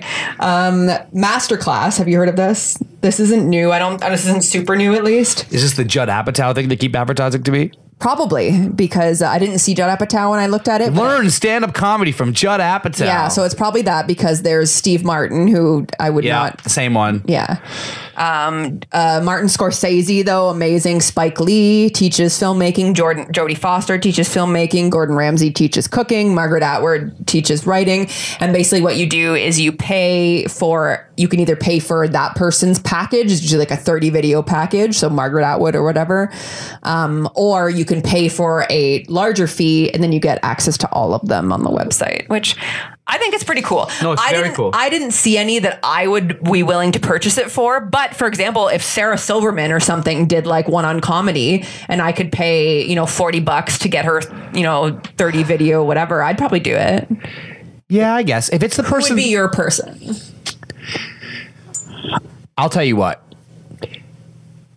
That you asking me that makes me think I would be more into it, because the area that I would be into hearing somebody talk about would be songwriting, only because I'm trying to become the best at it, and I feel like I'm really on the verge of being between good at it and being really, really great at it. And so wouldn't it be interesting if there was 30 videos? If my fucking favorite songwriter had 30 videos explaining... Who would be your favorite songwriter? I'm building, because I don't really know. Would like Pharrell be up there? Pharrell would be, he's the kind of person where they're like, Pharrell has 30 videos about how he comes up with ideas. How does he foster them? How does he produce them into hooks? How does he run songwriting sessions? 30 videos. Yeah, I might pay for that, because it's just like, there's got to be some gems in there I'll take away. Yeah. And all these people are putting their name on it, so it's not going to be just garbage. Yeah, that's what I mean. Like, there's certain people I would be like, fuck, I don't buy that. I don't even know that they care that much that their name is on it. Yeah. But there's certain people, like Pharrell's a good example, where I'm like, he's not that get money quick off of some video scheme guy. Neither is like, I wouldn't say like Martin Scorsese or like Spike Lee or anything don't strike me as that either. So it's pretty cool that like, I could see like Adam or something, one of my filmmaker friends, like wanting to watch the Martin Scorsese one or something like that. I'll tell you what, I'm a really big fan of new businesses that create new business models. So they've obviously created the kind of business model that gives these kinds of people enough money to make them interested, because Jodie Foster's good. She doesn't need paper. But so they must have made the kind of offer where it's like, hey, you can say what you want. We'll have no say. We'll give you production money and we'll pay you. Yeah. Where it's just like, damn, that's an amazing offer. I get to do what I want. They're going to cover all the costs and pay me really well. I'm in, which means that they're making enough money on the orders of those that they can afford to pay Jodie Foster well. Yeah. So it's like they've obviously really created some business model that I haven't fully appreciated. I don't think that it's that I just looked up like most popular apps 2019. I don't think that it's super new. I think it's existed for a year or two. Oh, I've seen the ads for at least a year. I was going to say, I think I remember seeing the Steve Martin one like over a year ago. So I think they've been building it with certain names. Maybe they got like some kind of partnership with him where he owns half of it or something. And then they had the funding to pay these other people. Cause they've got some pretty good people on there. Yeah, like some big names that, that would really, I think that you're right, that would do their job properly. Can you hear our dog snoring so intensely right now? I wonder if the listeners can hear that. She is snoring up a storm right now underneath the desk. Just like gone. So cute. Anyways. Self-care apps are so huge right now. Of course they are. The world is learning to take care of itself. Literally, which like means the top 10 apps, like 6 of them are self-care apps, like just like meditation and stuff like that. Which is so funny when you think that like we're almost trying to like turn off from our phones and from technology when we meditate, and then it's like we're using technology. I'm not even making fun of it, but it's just like there's no getting around using technology. In fact, that's a good segue to what I'd like to talk about. But so I think finding a way for it to benefit us instead of being a slave to it, where it's like, oh, this is what the phone wants to do. It's like, no, I want to live a better life, and this is the way that my phone can help me do that. Like we haven't used it in a minute, but the Sam Harris app, we were really enjoying it, and I'd like to get back on that. And it's a good example of like my phone really being an ally and not an enemy to me. Yeah, you know, for sure. Yeah, it's you. If you can't beat them, join them type thing too. Because it's just like if we know we're not just going to throw our phones in the garbage, they're going to be around. We might as well find ways to make them positive for us. So. Yeah. So if, like I said, now we know the internet's going to give us anxiety, so we can have the conversation about how much internet is good for a day. It's not really a thought I have ever, but maybe it's one I should be having. Maybe it's like, if for a young person, it's about addressing the elephant in the room about how image is going to seem important. And it is, but let's talk about the ways that it is. It is in the way of you want to tell your story. It isn't in the way of everybody's in a race. Yeah. You know what I mean? Because when 8 billion people posting something, that's not a race any one person can win. So in a lot of ways, you need to help these kids get past that hump. And even us adults, right? It's like, even for me, it's like get past the hump of, you know, I can't be the most successful artist in the music business. That's never going to happen. Yeah. And that's not even like an acknowledgement of like failure. That's just like, this math. It's math. Yeah. You can't. So relax and enjoy the process of being the young person, the artist, and the comedian. You know, it's like, it's in a lot of ways when you acknowledge the sheer numbers, it's like, well, then when you're competing with the Joneses, keeping up with the Joneses, and you realize how many Joneses there are, so you cannot keep up with 1 billion Joneses. It's not possible. Yeah. Chill out, start a podcast, and fuck with a few hundred people at a time. That's true. Did you say that was a good segue? Such a good segue. Okay. Talk about where technology is going and how it's going to be in our lives. Huge announcement this week. Major AI company, based out of Asia, as described as being one of the most well-funded AI projects on the planet right now, which I think well-funded is essentially, I mean, if you watch Shark Tank, and if the listeners don't, I think you get it. It's like, before the thing is fully invented, well-funded means these will be the people who invent it. You know what I mean? It's like there's billionaires kicking money and going, we're betting on this horse to be the one to get over the finish line first, you know? So they're called one of the most well-funded AI companies on the planet. And they have an AI called Mika, M-I-C-A, that they're making really like big claims about, because I guess in the background, they've done a lot of the work now since all this money's been kicked in over the last couple of years. They're hitting some of their benchmarks on AI. No one's seen it except them though. So in these like really like ambitious and lofty PR statements, they're setting some really ridiculous, like really exceptional expectations. So they basically have the most recent PR. There's a regular like PR announcement, and also I believe there's a video where Mika, who's like unnervingly, she's like CGI, but like unnervingly, like, she has all the muscles of a regular face. Right. She's like unnervingly human looking. You know what I mean? And the quotes are like this: "Please don't ask me for the weather. or mundane things like what traffic's like today, or to play a funky playlist for you on Spotify. There are basic AIs that will handle that for you. That's not what I'm here for. This is like the exact word for word of the give or take of like the announcement. That's not what I'm here for. I'm here to challenge you, to be a friend, to like engage you and like push you. It's like, I'm going to be a companion. And like, and when was this released? Like this week. Okay. And the idea is that like, I'm not going to be playing songs for you. I'll be writing them with you. That's the claims they're making. I won't be playing songs for you. I'll be writing them with you. Yeah. The idea is that this person will be like, that this AI will be like a person in your life that you can like ask questions to, and they'll be like, it's kind of crazy you're asking me that. Instead of answering the question factually, it will be a person in your life who's like, Jess, you've been asking me about that a lot lately. Interesting. Let's talk a little bit about like... I'm skeptical. I would love to see like a test. Of course, I'm skeptical too. It's funny, actually. I hate to keep talking about Pete Holmes. I'm so obsessed with him right now. But he talked in his podcast about how he had a conversation with an AI. He got some kind of opportunity to have a conversation with one of these new invention ones. And he said it was the worst. He said basically the opposite of what you just said. He said he could tell that it was just like, oh, cool. And how was that? You know what I mean? Like it was like, he's like, well, this isn't a robot. Keep that in mind. Like having like a good, what is it? Like, sorry. It's like Siri, but a real person. And there'll be a video version too. The idea is that it's like an animation. Yeah.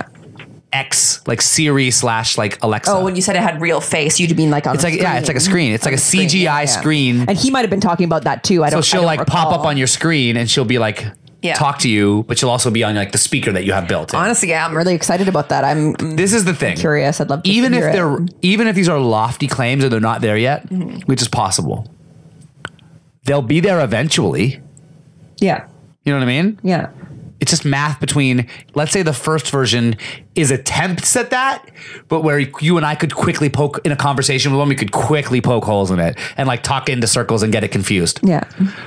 Well, then 4 years later, it will not be. Yeah. That's where it's going anyways. And so the fact that this is where they've essentially established their mission statement. They've established the expectations. That's why I'm excited, because when $1 billion invested technology company that could become one of the biggest companies in the world starts saying, here's the measure bar we want you to measure us by.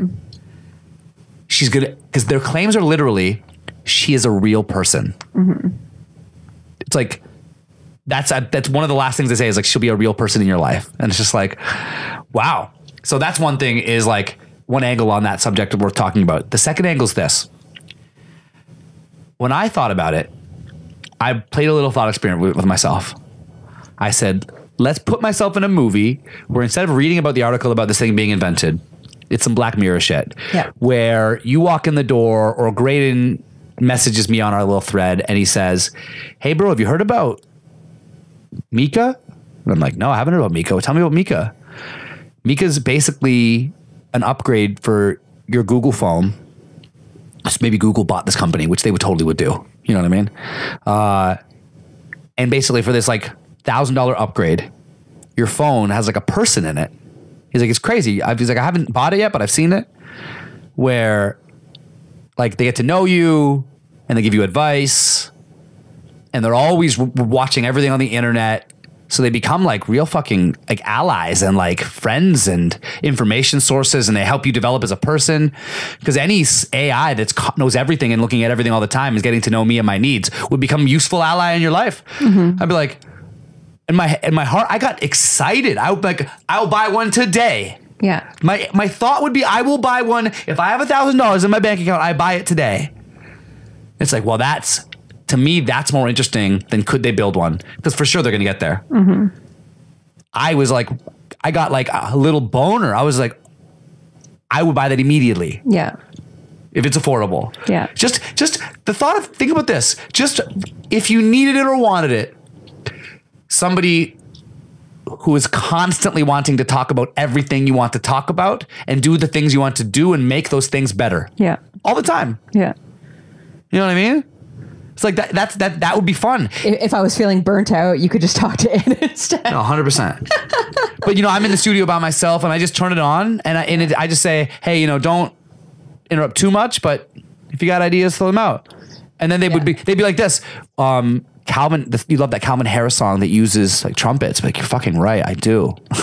I do like that. Yeah, there's no way it's at that level yet. No, not yet. There's no way. I'm so skeptical. But it'll build. It'll build to that level. Yeah, it'll build to that. It can't possibly know everything and be a person yet. Yeah. But if that's what they're going for, especially they'll get with there. Creative stuff, it's even harder. Yeah, of course. I'm conversationally. I've pushed it to the limits. Because think about the internet with like meme culture, even like, oh, my reaction when my girlfriend this. It's like these things are so repeated that I have the ability to believe that a computer could learn a sense of humor. Do you know what I mean? Like the computer could learn common versions learn the math that would equate to us being like, oh, haha, that's funny. You know what I mean? Yeah. So I think they could learn personality and sense of humor in that sense, but creativity a little harder, I think. Yeah, you're right.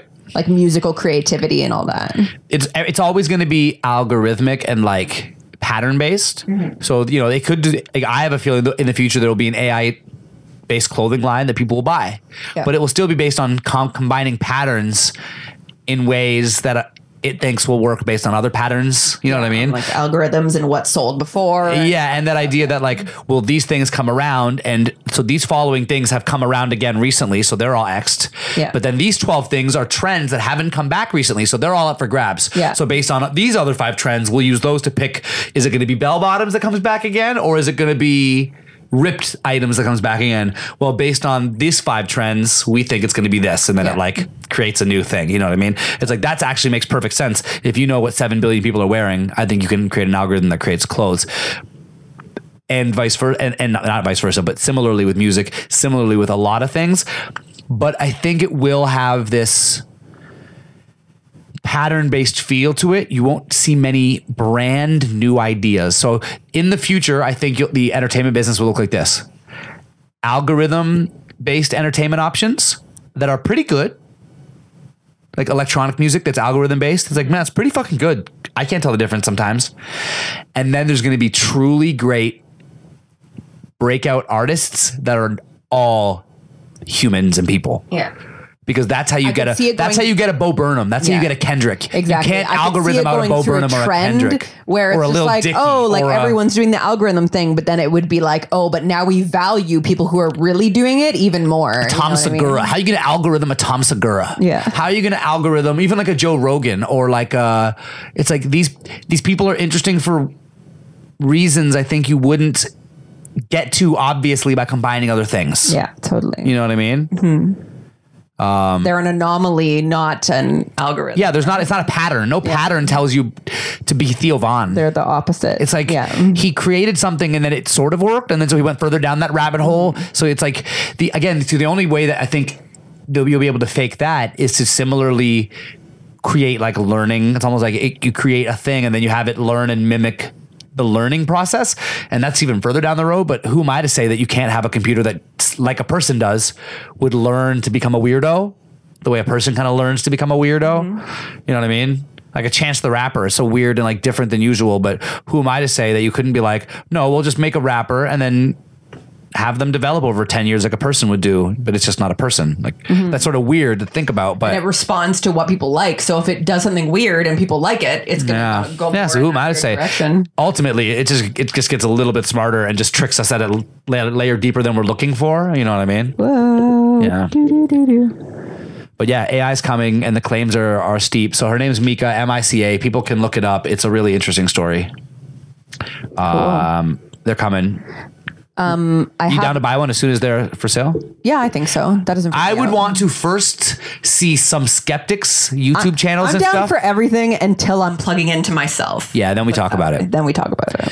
I would watch some. So let's say what did come out. The first thing I would do is I would watch some YouTube videos of like skeptical type people who are like, let's fucking see. And then if they were like, holy fucking God, this thing, it feels real to me, I'm at the store by the time the video's over. Yeah. But if I'm seeing like, I don't know, man, I was able to fool it pretty quick. I'm not interested in being the guinea pig for like the first step of this. In like a weird all the time video game where it's like, I can tell it's fake and it doesn't, I would want it to actually contribute some value. You know what I mean? Because even I'm down with like, we have Google or whatever, and we use it very functionally. Just like, hey, set it in a minimal sense. Like this is when I want to set the alarm. I'll ask it a question. Sometimes we have it turn volumes up and volumes down on things, and that's it.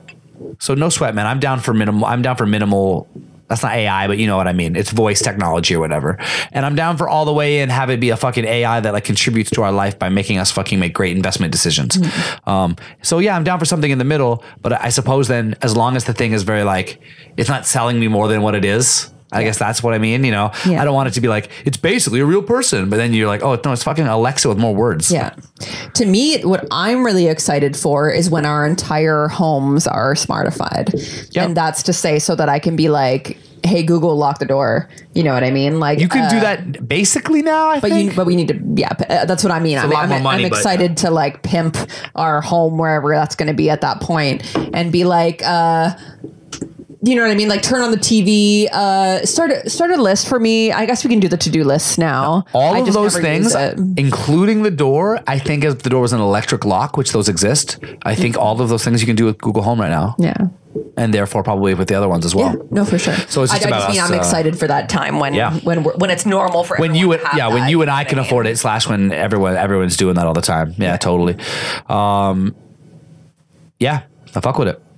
So we're approaching 2 hours. If you want to wrap up, put the landing gear down, we don't have to like end. I want to tell you about one more app, and then we can put the landing gear down. Let's do it. So this one I saved the best for last. So it's an app called Long Game, and basically what it is, it's a finance app that helps you with your finances by making it possible. So it has a lot of games on it, making it possible for you to gamble with your own money. So that's saying it would be like you play poker or whatever, and if you lose it, it just goes into an account, and then that's your savings account. Do you know what I mean? So you're not, I think you set a date on it or whatever where you're like not allowed to access it, but it's essentially you're gambling with yourself with your own money. I think that's kind of cool. It's cool. So in the beginning, if you start winning, where's the money come from? You can't really go up. We have to put like $500 into an account, and then that becomes the bank. You know what I mean? Yeah, that's a good question. How would you go up? You can't go up. But maybe the idea is that like, don't worry, you won't. Or maybe more so than gambling, it's more like spending tokens. So you get more stuff in this game when you spend tokens on it, but your tokens are just like your own money that go into a savings account essentially. That's probably what it is. Yeah. And that's quite cool if that's what it is. Yeah. Either way, it's cool. But yeah, it's true. If it's gambling with cards and stuff, it's like can't when really you win, up. You couldn't really go up. Yeah. But it's all ones where it's just buy and go down. Like for example, when I play pinball, in theory, I play pinball and all the money would just accrue into this account every time I wanted to play. Yeah. I think it's pretty cool. No, that's very cool. Yeah. And it's my favorite thing is when someone like flips something on its ass, and it's like, we've seen two apps that do these things already 1,000 times, but we thought about doing it slightly different. Why in a way not do one where you spending your own money and don't have to lose it, you just get it back. I like that a lot. Yeah, I like it too. Is that a weird spot to end? Should I have ended on a house full of AI?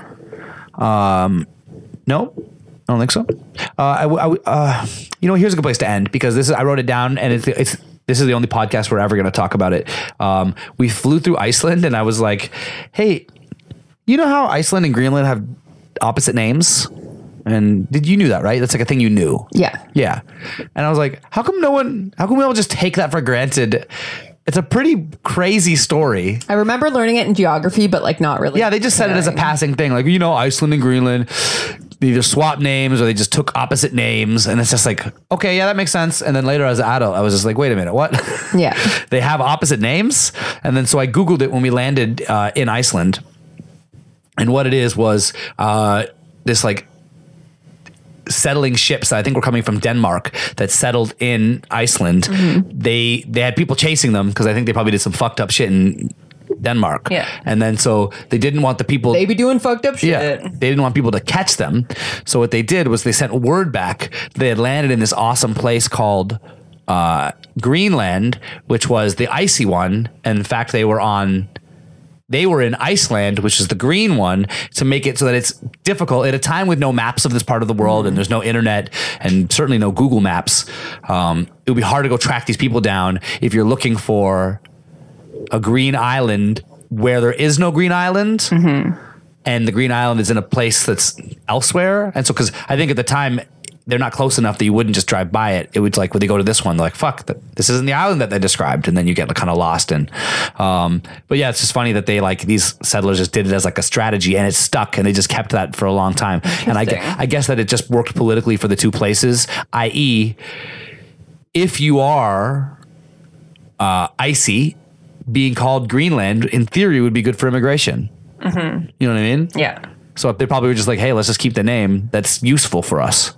And I think in Iceland's case, for whatever reason, I can't think of a good one. They were like, they were happy that people weren't coming there. Yeah. I think Iceland's just the place that you go if you killed somebody and you need to get away.